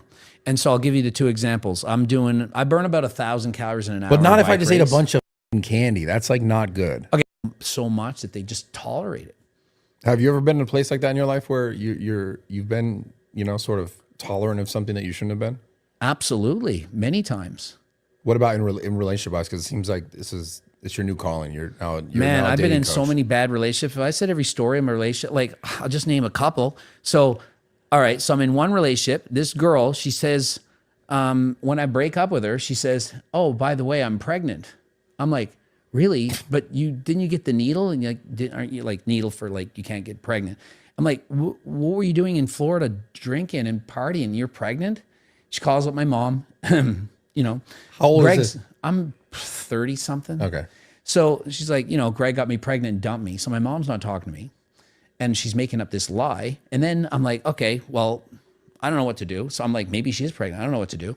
So I move out, and then I go to my house to get to my stuff, and the door locks are all changed. And I'm like, what's going on? I call the police, and apparently she said, oh, he's attempting to, he's saying he's threatening to kill me and whatnot. So I'm like, okay, so this, yeah, so this woman makes up this story. And then, Wait, how long were you with this person? I was a year. I bought a house with her, of which I put all the money into it. So I've been ripped off by so many people in my life. It's unbelievable. So I'm in a powerlifting meet in PI in a different province. This is weird. Was with a girl for a year and buys a house with her. That's really weird. And then I come back and I'm getting arrested for robbing the house. I'm like, what do you mean I robbed the house? My house? Yeah, what was taking all my stuff? And I'm like, but I was in PI. This is a 6-hour drive when it happened. And so I can't do anything. And they claim that I'm the one that robbed it. 2 months later, they find it in her brother's garage. So this is like one example of what I go through. And she made up the whole pregnancy just to me. So this is like a relationship that I'll have. That's just one example of one of many relationships that I've had. I've had the worst experiences with relationships, probably why I've done so much reading on it since then. In my last relationship, I have an NDA. I'm not even allowed to talk about it. So you can just imagine, like, what is going on right now? You have an NDA from your last girl? She made you sign an NDA? No, I made the signing of it happen because I'm like, I don't trust anything. I don't trust women anymore in terms of relationships and breakup because they lie, they say anything. Yeah, I have no trust in that sense. Do you think it's because of the... NDAs will not do absolutely anything to protect you. They're just stupid. So chances are a girl that you get to sign an NDA has no money. So if she violates the NDA, there's no recourse for you. You can sue her and then you'll get absolutely nothing. NDAs also aren't usually legally binding to begin with. So if you do something fucking stupid in a relationship, they sign an NDA and then they say, oh yeah, he hit me or something. Like, again, that's constitutionally protected speech. An NDA probably isn't going to be legally binding anyway. Because of the status and what you have to take? I think the amount of money that I have to lose at this point would be more of a big problem. But like, my experience with people is like, there's a saying for that, but it's like, hell have no fury like a woman who's been scorned or something like that. I'm your best friend. I'll never do anything. When we break up, it'll be like this. And then as soon as the breakup happens, they'll turn on you. Then it's like, no, I'm going to rip you through the coals. It's like, it's bad. Dude, people are, dude. Oh yeah, it's bad. What about business-wise? Have you ever had any up situations there? I haven't really had business situations. I mean, I had lent my money. I lent this guy, Francis Landry, I may as well name drop him, you asshole. Lent him $23,500 ended up being. Like, this is from 2004. Yeah. And, I'm feeling bad for him. I'm helping out. $50,000 compared to best now, friend, back, it's one of my best friends, lived with me for years. And so this guy, he leaves his kid and his wife, moves up north, buys like a $50,000 vehicle, doesn't pay me back. I sue him in court. I win, but because he then declares bankruptcy, so I don't get any of this money, then he buys a house like couple 100 meters from where I grew up with this girl, and it's like in her name, so I can't do anything about it. So this is like the trust level I have of people. Like, best friend, I'm very trusting, and I'm like, I've lent people so like money my whole life. So I'm this really trusting guy because I'm like, I would give you like, you figure other people would act like you. That's the problem. So I'm like, I'm a pretty nice overall guy. So I just like trust people like that. And so I've been burnt so many times. So it's not business, but like, I give this guy basically my life savings and he just takes it from me and just fucks off and doesn't pay me back. So do you, moving forward, you just like not do like that? Because what I've learned is like, all right, if I do it, I'm just doing it and that's it. And I can't really expect sort of what I necessarily, even though I want it back or I want it to be like sort of reciprocated in certain ways, maybe in other ways or other times. I've just kind of gotten to a point in my life where I'm like, I'm either going to do it or I'm not. Well, I learned to say no. Yeah. So like one of my exes wanted to borrow $100,000 to put a down payment on her house because I'd lent her $18,000 like 20 years back. And I'm like, no. Why would you do that? So, I just came across this paper out of curiosity and it found that Ashkenazi Jewish women have genes correlating with big tits. I have a preference for big tits and I do find Jews more attractive. Well, that's pretty great then.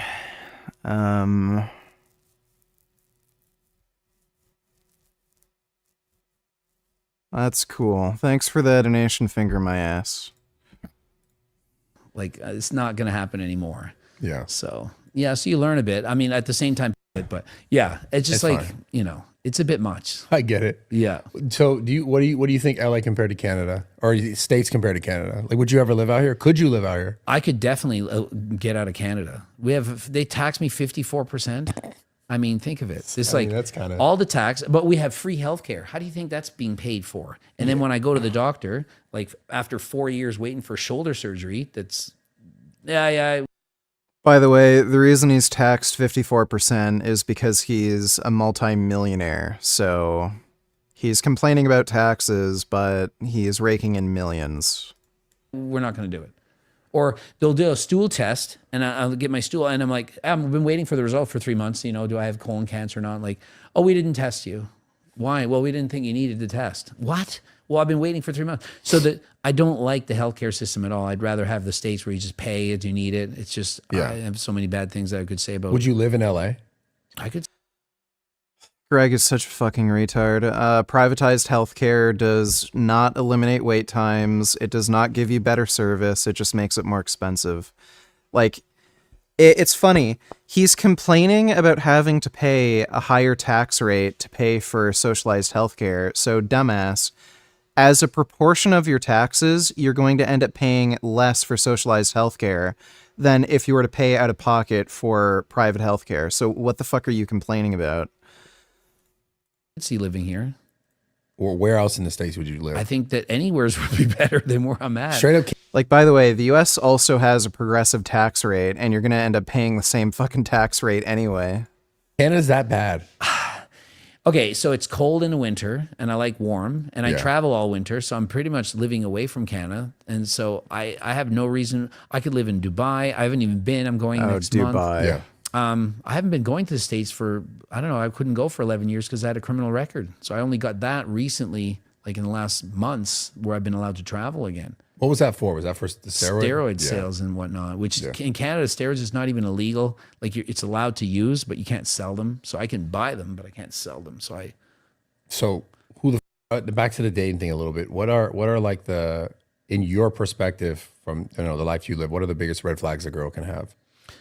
A promiscuous past, like how many partners they've been with. That would. So you think that matters? It absolutely matters wholeheartedly, like a lot. Now I've been very forgiving, and I've dated girls with a lot of partners in the past, and it's turned out horribly bad because you think that it's not going to happen. Like I want to think, it happened in the past. It's not going to affect them now, but it does. It's these hardwired things that happen in your head. They don't go away.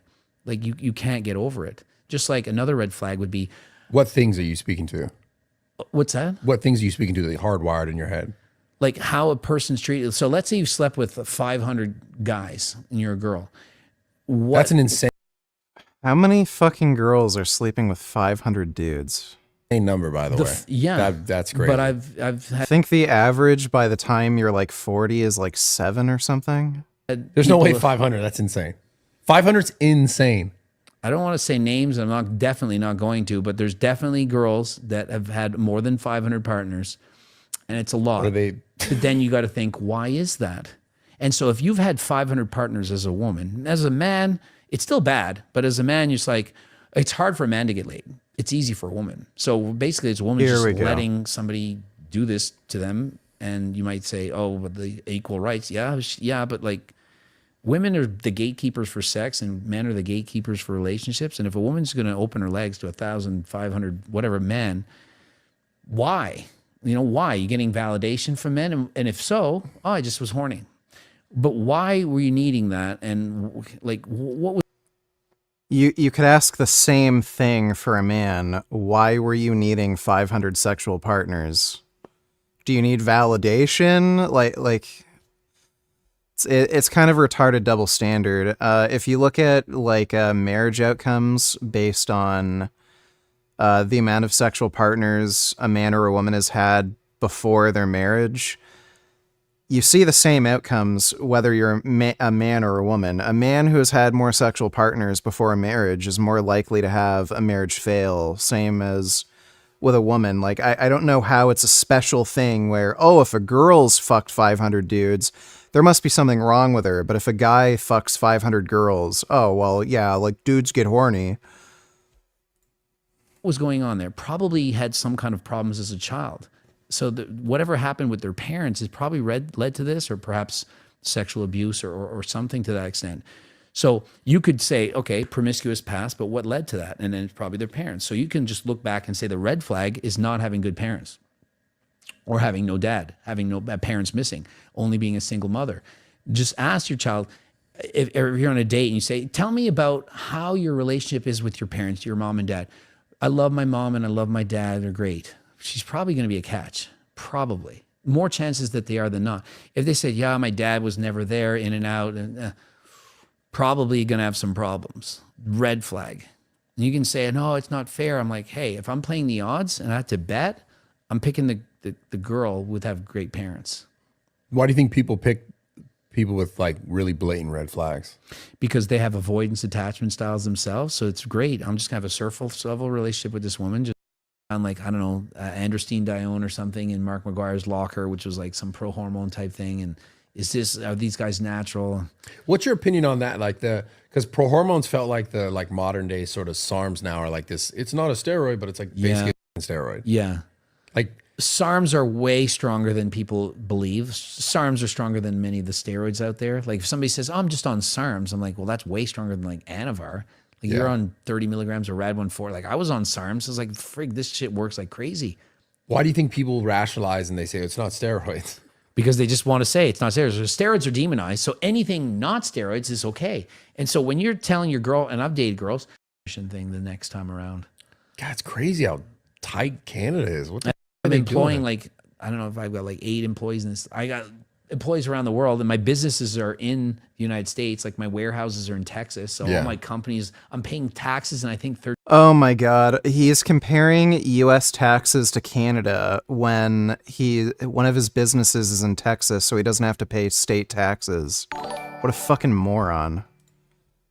I'm a black guy, and when a white girl calls me a nigger, I get horny. Is there something wrong with me? No, it's pretty hot. I love it when girls call me the N-word. It's pretty awesome. Thanks for that donation. Timothy goes to rehab. 13 states.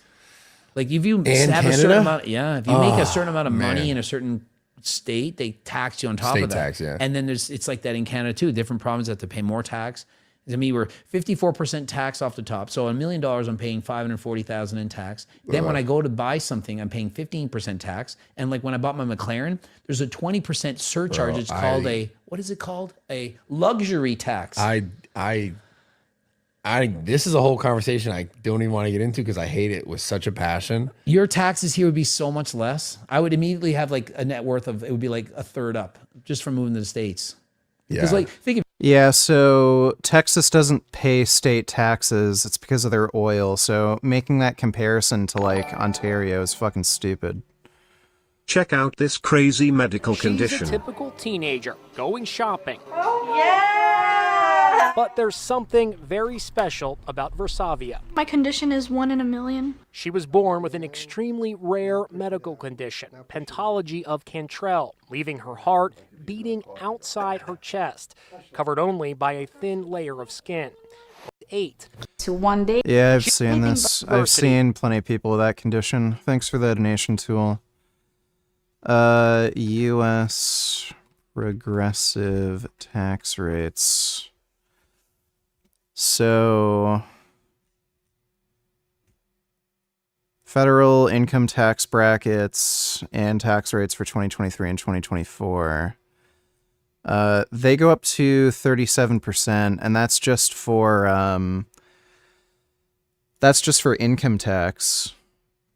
There's also capital gains tax, and since Greg owns businesses, he'd have to pay capital gains. So he'd be paying the same fucking tax rate in the States as in Canada. Like, he's such an idiot.